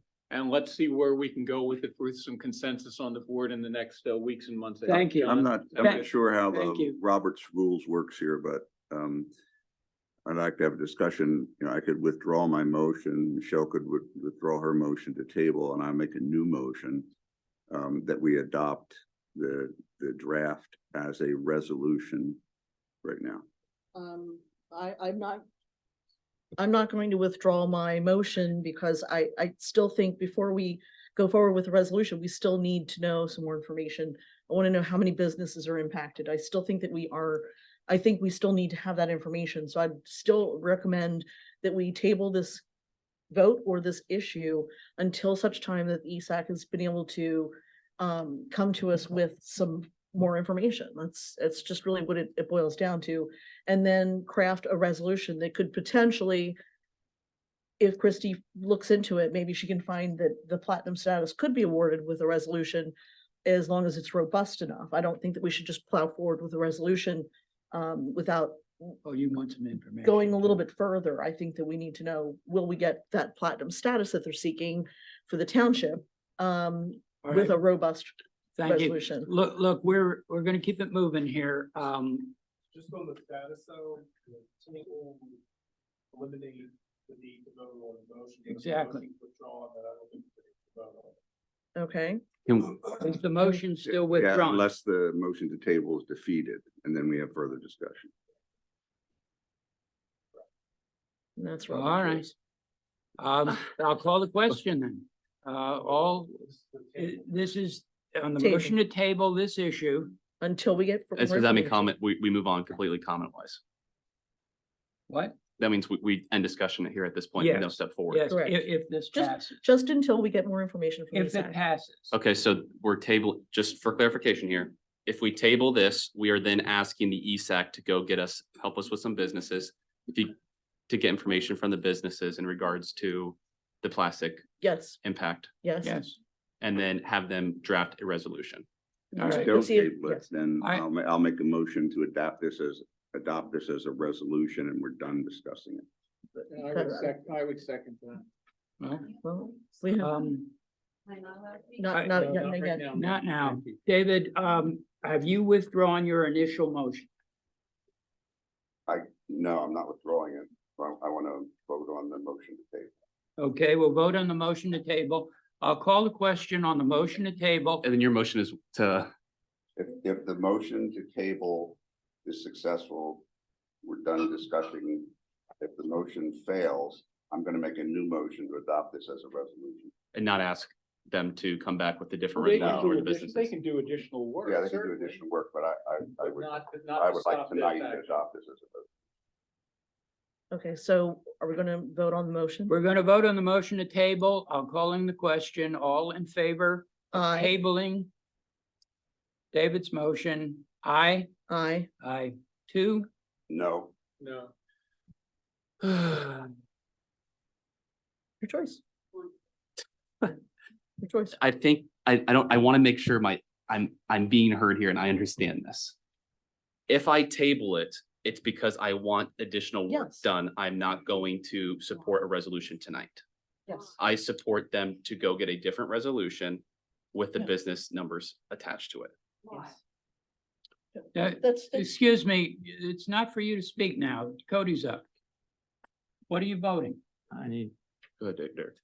I just need a point of clarification from the solicitor. If this is adopted as a resolution tonight, is there anything in here that you see that would not work as a resolution? That's my only. I think, on the language. yeah, Has to be modified. Yeah. Right. Okay, thank you. Okay, then I vote yes to table it with ESACs to go back to make it in resolution form. Okay, 3 yes, Businesses. 2 no. Okay, we're done with that for tonight, but it's not over. thank you. You might. Can I just make one last point on this? I'm sorry. We essentially have like a week turnaround before I need to get the agenda together for the next meeting, so it probably is not going to be on the next agenda, I'm guessing. I just want to make that point. A week? Whatever Well, ESAC can when get back a resolution. because I have to get the agenda together next Thursday for the 17th. This is a quick turnaround. I can essentially turn this. Yeah, but the thing is, Well- my point was that we may need to make it more robust. And Christie has to look at the platinum status situation, and will a resolution be enough to get that platinum status?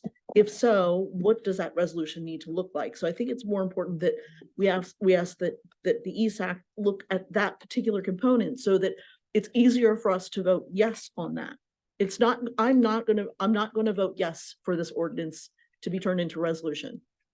Do you So also the want platinum feedback? status is kind of a moot point because, we have gold status. We would have to go through the entire reapplication for platinum status. And that would mean, we did a lot of work to get that gold designation.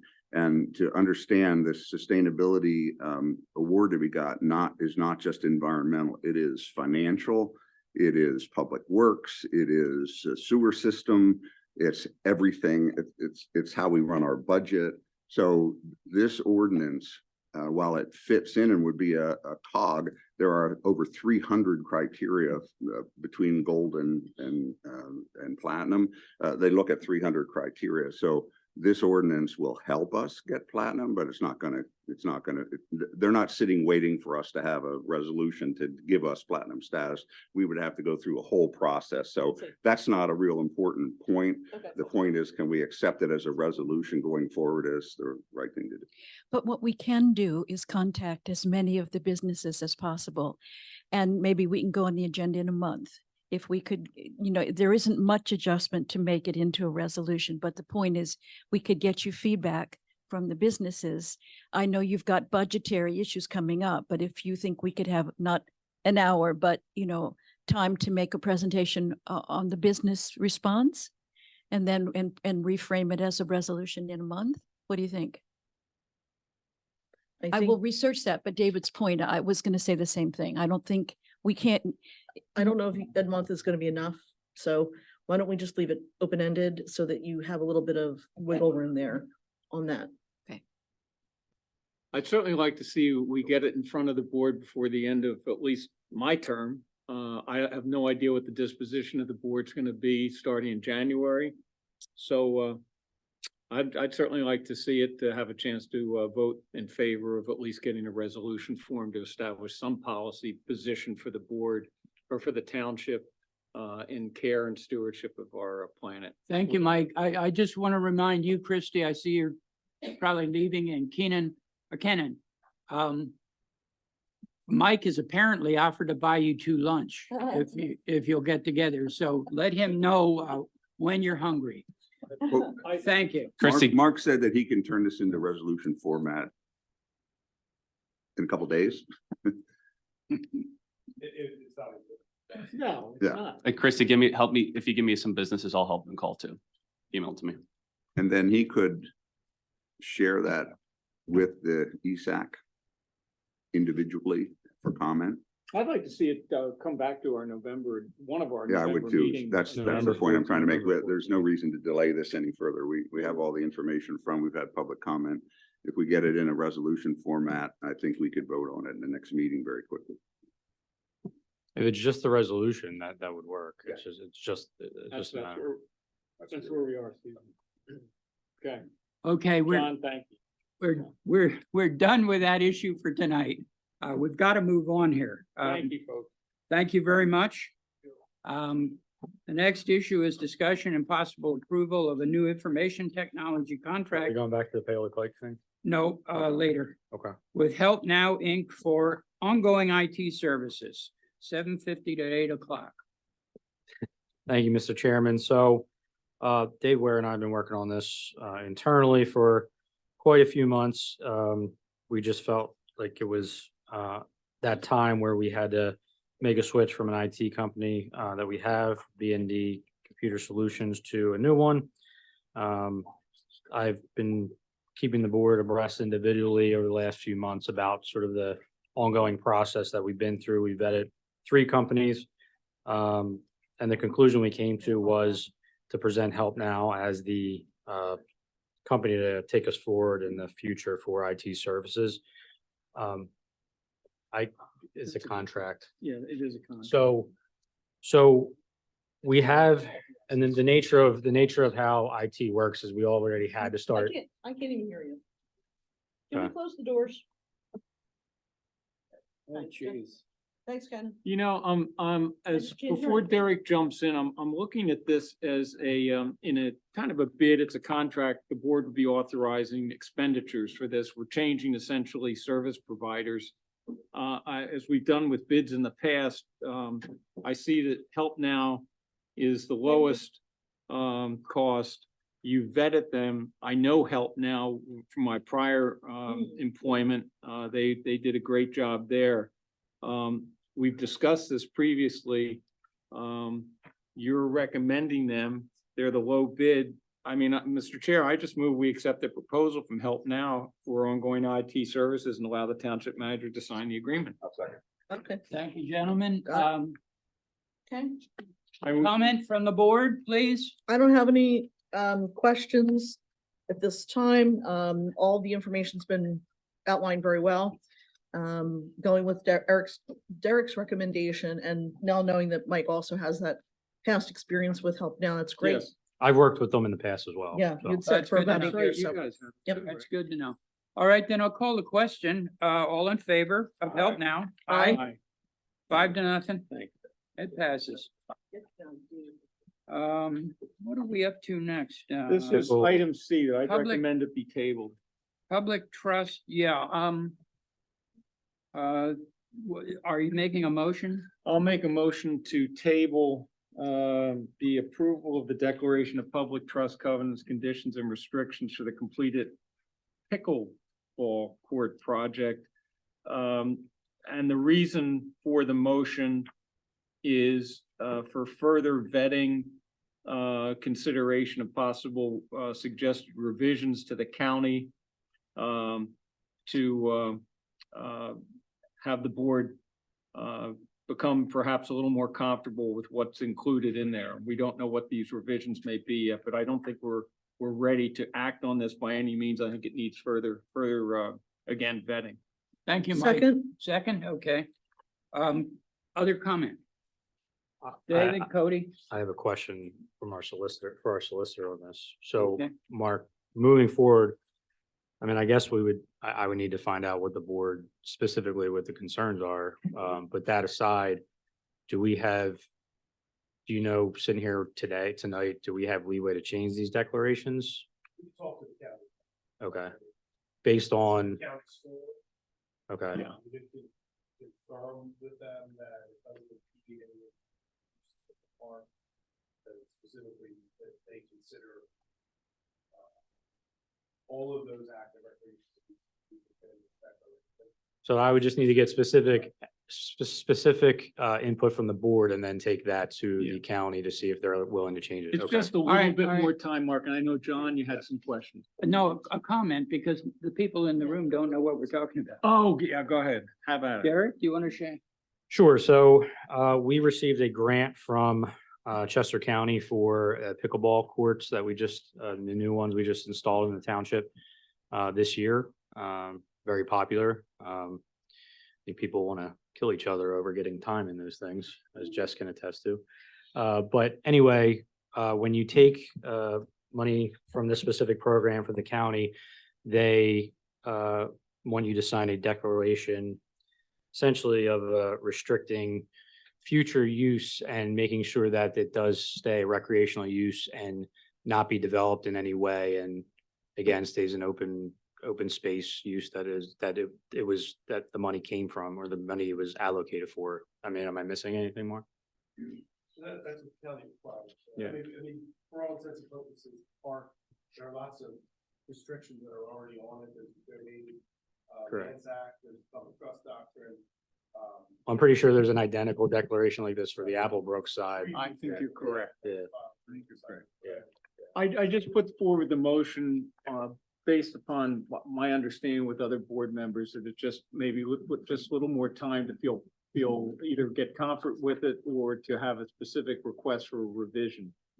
I think we'll- Mr. Chair, is that reasonable? Yeah, it's very reasonable. I and think we'd like the appreciate it. contract to apply specifically to the subject of the grant, which is the pickleball court, and not the rest of the park.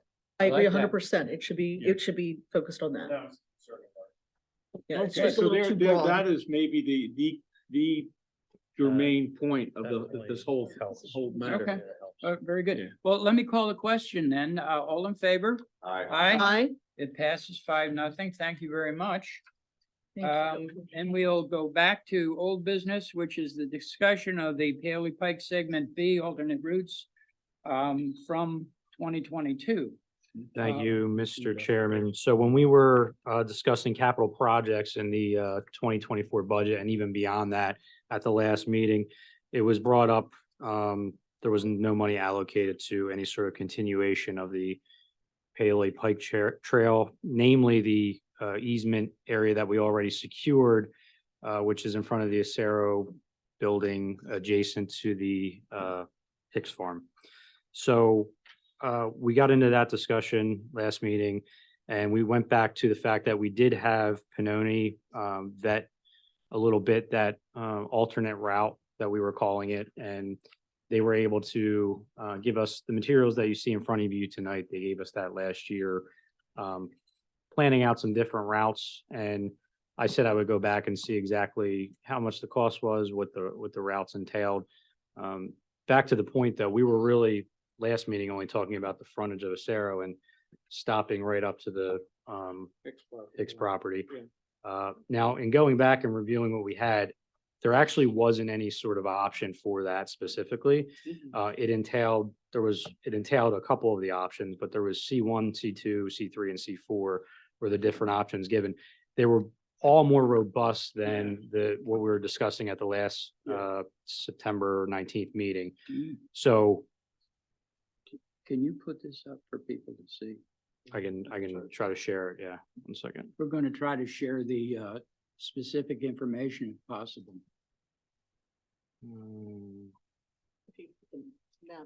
If we can't get it, we can't get it, but I like that one.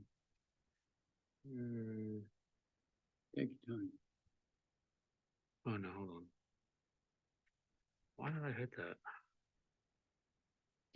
So for those in attendance as we try and share with you, this is an additional segment to what's been constructed moving west on Paoli Pike Trail for another 1,600 feet.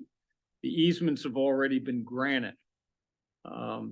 In fact, I saw today the principal for East High School, Steph Brown, and told him that this was on the agenda and that for consideration. And he said, I'm pleased to hear that it'll be one step closer to having a bit more secure access, if you will, safer access for any of the students. And also he echoed that for the Fugate Middle School as well. So this is thank you, Mike, for the background. This is probably the best visual we have for the upfront route that we were discussing last time. It's essentially up front there, the combination of C1, C2, right next to Paoli Pike. Again, from a cost perspective, we didn't have this broken down and just that fronted. But I can tell you that they did specify Pannoni in that it was going to be 1,600 linear feet of asphalt paving for that frontage. The one important point, and I made this in the memo, you cannot finish that frontage with just asphalt because it goes into the floodplain. So you would need to finish it off with a section that would be boardwalk. It would be boardwalk is what they were proposing. It would be nice, but then you'd have half a boardwalk, which wouldn't make any sense. Yeah. So I would propose getting pricing on finishing that 1,600 one feet. up to the floodplains, Floodplain. which I think is 1,600 feet at $130 or $208,000 plus some additional engineering costs. I'd like to know the all-in costs of finishing that section up to the area until a boardwalk is necessary. and trying to get it into the budget for 24. Yep. And these are the numbers. I'll let the board have a discussion on that, but I just want to show, these are the numbers on the different options that we were. Now, again, none of these are apples to apples comparably to what we were talking about the last meeting and what David just proposed. Yeah. But this was what we had to go by. Several of you people ought to move down here so you can see these numbers. Yeah, but just so far, I mean, this chart of numbers is really, I appreciate you putting up, but it's somewhat irrelevant to the specifics of this project. But as Derek said, this is the all-in, doing the alternate trail, et cetera, which shows on this illustration, this map. So the numbers are somewhat irrelevant because the number would be not nearly any of these options for this. If you're just doing the 1,600 linear feet of the asphalt in front, no, it would not. Yeah, so, I mean, we're looking at a cost of 1.8 million, but 1.15 of that is the boardwalk. So, I think it would be, worthwhile looking at section C1 up to the floodplain completing that part of the trail. I'd like to see a number on that, Yep. maybe before we Dave, get. is that possible for you to work up?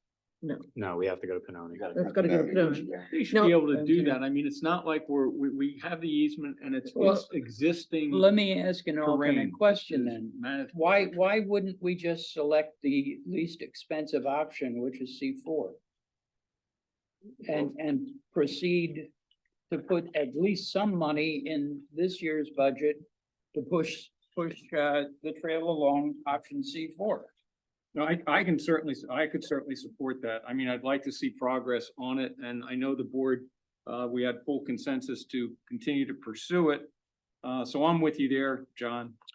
Well, Now, C4 does get into, when you're going into the full length of C4, when all the sort of C1, C2, C3, C4 combined, you're getting into the back area there. So you're going to have to start having conversations with, is that Linden Lane? And then you do have a pinch point at the Hicks property that you would need to talk about. yes, So the entire length of C4 does present other problems. when we talked to Bill Hicks He- some time ago, Yeah. but if he's still willing, he said he would give us He the would- backside of his property. He would be more willing to work with because us. it was watershed property. Yeah, it's a wetlands. But the thing is, we didn't specify a particular area at this point. We still haven't had official discussions with him. We still haven't had official discussions with CTDI if we had to go through any of their property. So we need to further the discussion. And like you said, we still have to look at possibly Linden Lane residents being impacted by this as well. So we have to make sure that we have a buy-in with all of the impacted residents, but we need to further this along. I think that the best thing to do would be I'm not in favor of going the frontage because it's a PennDOT project, and a PennDOT project is going to be exponentially more expensive than anything we could do internally. And so I'm more in favor of going the C4 route or the C3 route, depending on which is going to be the least impactful to individuals. And We and own I guess, Enterprise Drive. yeah, and mainly I'm interested, John, I think that you just alluded to it, and correct me if I'm wrong, that I'd like to get some sort of a place marker in the budget for next year. And so this is advanced, and the intent of the board, going back more than a year now, it begins to be affected. We can move this forward. So whatever that place marker would be, that the funds would be at least available to advance this, I leave that up to the staff and Benoni or whomever. A quick question for Dave, where C4, I mean, obviously in front of Sarah would be great, but I don't know. I know that cost right now, it's not something we'd have to, but in the future, the 2.8 and the 4 is scary. If we did the C4, Dave, I know that we could potentially go out for LSA grants. I know they're due November 30th. Yep. Do we have any other I know you're talking, we have a municipal project we could go for LSA out, but is this something that we could go out, or is there any other projects out there that we go out for LSA grant for? I don't know of anything that we've got enough project scope and cost estimates on that's fully fleshed out that would stand up to scrutiny for LSA. So if we wanted to go forward with C4, that we could, do we have enough information to put that in for the grant? Not right now, no. The LSA has to be way farther along than this. This is just kind of sort of preliminary. Okay, so we have sketches. 8 weeks, like how much time would you need? To get full-blown engineering, longer than November 30th. Oh, so the engineering that we did, we already spent money on, does not even touch this. They just used the GIS Yeah, map. we No, they didn't, this didn't. was very minimal cost, and that was board directed as far as let's just. They didn't do any surveys or studies. Yeah, I just remember I didn't know this. yeah, this was all just using In GIS. C1, we've already got the easements and we've already done most of the engineering for that. So I'd still like to see a number for completion of that second. The engineering hasn't been paid for on that, as my understanding, Derek. Didn't you say that the engineering wasn't done on that component of it? For segment B. For in front of the segment Sarah. C, Well, the for engineering- segment C, Yeah, we did do that. The engineering that's not done is the engineering that would be required while it was under construction. That would be an additional amount. in the I budget. believe the engineering and the easement is done for that Okay. specific Acero property. like in okay, front of that, okay, yeah. but beyond, But none that, of that, nothing. yeah, none of this, Okay. yeah. That's the key question right there. Well, why don't we leave this with staff, Well, colleagues, and let them come back to us and in order to leave it with staff, I need to know what I'm kind of looking at. figure out a number that we can, to move this forward, starting in 24, to get at least some funding budgeted. Put a number for what? Just this frontage? C1 up Just- to the flood. I'd like to see, maybe it's a couple things, but Yeah. I'd like to see C1 up to, but not including the floodplain. Let's see. As one of the potential. No, that's too, that's gonna cost a lot of money. I mean, at this point, we're I don't gonna be know looking that. at. But what Well- my point is that the engineering to figure out, You don't multiple know, directions. it's got, I cost think a lot of That money if we engineering's been go, done. if we Michelle. go up to that What's point. not been done is the engineering that would be required after the trail gets under construction. We have to, like we did with the rest of the trail, we hired inspectors and so on. It's not. I think we could get a ballpark with the GIS like we did with this. I don't think you need to do engineering, even if it wasn't. And we don't done, have a but- grant, so we don't have that overseers, Okay. on do this. we have any monies that have not been utilized for the trail that can be allocated to doing this portion of the Well, inquiry? remember, Michelle, with the No. Milltown Dam and the bond money that we had there was a delta there of what was the bid award was and what's left in that bond fund. Correct. So there's, I don't know what that number was. It was $400,000 or $500,000, wasn't it? Yep. I just wanted to make sure. Yeah, so 'cause there that's- is we bond talked money about there that could before. at least advance that in some capacity starting next year. So, if we direct you to do this now, Derek, are we looking at a $5,000 cost, a $50,000 Yeah. cost? Less- And I mean, it are was, we gonna have to vote? My point is, are we gonna have to vote on that? Because is it gonna be an expenditure large enough that we have to vote I on? think it was less than 5,000 to do this. I have to check the numbers. It was close. I think it was right 5 to 7. Yeah, something five. like that. So, 17. so just that specific area, and we already have this information, I can't see it being that much. What area are you talking about? This right here, just the We're frontage. just talking about 1,600 square Yeah. linear feet 1,600, linear of feet, yeah. asphalt. Well, let's keep the conversation going on the 17th then We and see can. what you can find out in the interim. We can. And you know, if nothing else, ask, I'll talk to Panoni. Okay. all right. Yeah, we talked to them Do and you know Mark. what they're asking? Yeah. Yeah, no, Okay. I still don't know what they're asking for. They want Yeah, to and stretch I'm- the trail out. Yeah. Along the C4 bridge. And I don't wanna do it, but We can't do that. It's around $4 million the option. C2 option, C1 and C2 option. Yeah, I don't wanna go that way. No, that's, Yeah, I'm not I'm there. not a fan of that. I'm a fan of going back here. Okay, well, I think we're getting there, but we're not there. Let's not spend more time on it right now. Let's all take a Let's look. just and keep the conversation going though, if we Keep it- can, and keep it going. what can be advanced to us from staff. I going like the forward. way you stress that. Okay, I think we're down to, standing issues. Wow. Oh, I have a standing issue. Can I say my standing issue? Are you gonna stand up and for do it? I'm gonna stand. I was pleased to go out with Mark Miller the other day and, he put both Tree City signs up Oh, good. on our borders. He did. So people will know we're Tree City anyway. okay, so standing issues, Milltown Dam project. I'm hoping to give the notice to proceed next week. The Flyaway Excavating, they're still working with their insurance to get the certs right for that. So it's, I guess, some just legal paperwork, but after that's squared away, we can give notice to proceed and then schedule a pre-con meeting. So I'm hoping to do that ASAP. So that's still ongoing, obviously, and it will be. He does think, I hesitate to say this in public, but because we were saying, maybe it'll be less than a year as far as the completion of the project. He thinks with the limited scope now, it could be closer to 6 months if the weather cooperates. Well, what my So, dad always. I'll just used to edit say that out of about Zoom if it doesn't When you happen. create No, I'm just kidding. expectations, he would say, just make sure you always have a parachute. I can show people the email. So. That's good. So that's good. Milltown Pocket Park is actually ahead of schedule. Public Works was able to go out last week to do some of the grading Okay, good. unexpectedly, and then the manufacturer should be laying the equipment next week, Ah, followed by Public Works going back and doing some mulching and rock. So that should be done maybe for prior to Thanksgiving. Halloween. I think prior to Oh, Halloween. he's soon that, wow, Yeah, terrific. Yeah. Yep. Good for So, them, good for the And neighborhood. down when we do that, we'll have a small ceremony. When we open the park. And we're gonna have an And exhibition if where it's- we're gonna if be it's trying out Halloween- the equipment. If it's Halloween, we'll all wear a mask except you. I don't need one. That's right. Thank Yes, you don't need. I'll have no further words with you tonight. Thank you. Thank you very much. Bow Tree And Pond. Bow Tree Pond is pretty much underway. So, Yeah.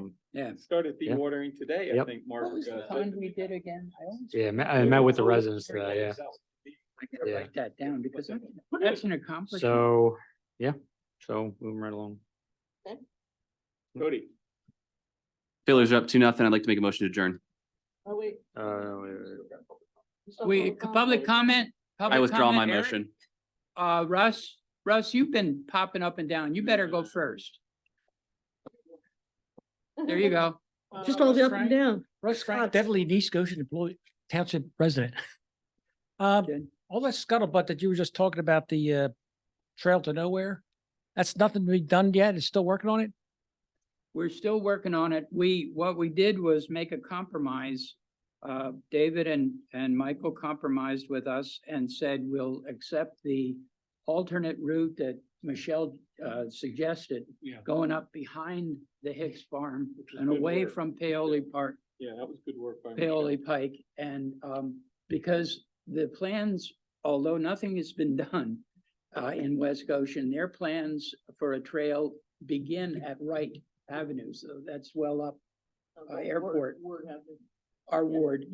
No, I thought it was right. No, it's Ward. Is Yeah, it it Ward? used to be Ward. Yeah. it's All Ward. right, well, either one, we're trying to angle up on a 45-degree angle to hit Ward then, rather than go on a right angle along Fairleigh Pike and up at Airport.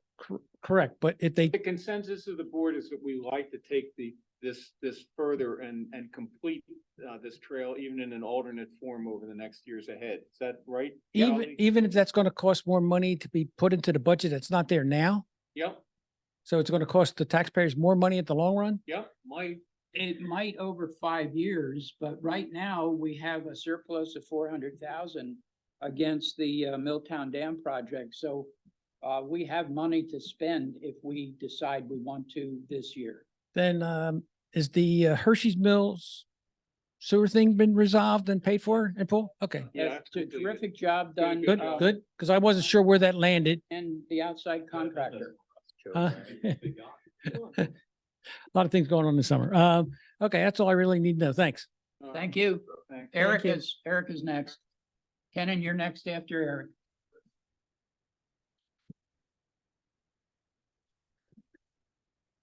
Eric Meyer, East Goshen. As a proponent of the rapid flasher, I just wanted to thank the board for approving it and Public Works for getting it pushed through, and I haven't seen it working yet, but I'm guessing it's Yep. started this afternoon because yesterday and today. Activated today. But Eric, yeah, you were very, very supportive of that and pushed forward. So I'm glad that that's a really good safety improvement, I believe, for the park. Thank you. And one quick question, that the new rule of not saying the street you live on, did I miss something at a meeting? Or Michelle picked that up and we just initiated that. What was that, Michelle? So I attended a PSATS conference recently, and there's been one court case that was brought against a township, and it was because of, in this day and age, the person didn't want to share their address. And there have been other court cases as well. Not all of them have been successful in beating their township. But we think that it just is a good practice to just leave it at just your name and your township, just as a general practice, that's all. okay, I was just curious. Yeah, you 'cause didn't miss anything. 3-0. It came up quick. Cody? Ken, did you want to come up? Hey, Cody, 3-0. He's keeping it up. Ken Flanagan, still in East Goshen. Still, yes. Is that All right. Mr. Kreider? I'm sorry, I'm sorry. No I worries. have no idea where that came. No worries, Mike. Some feedback on the trail. I like what I'm hearing in the discussion here, because what I'm hearing is you're looking at multiple alternatives. You're considering the cost as it's going up.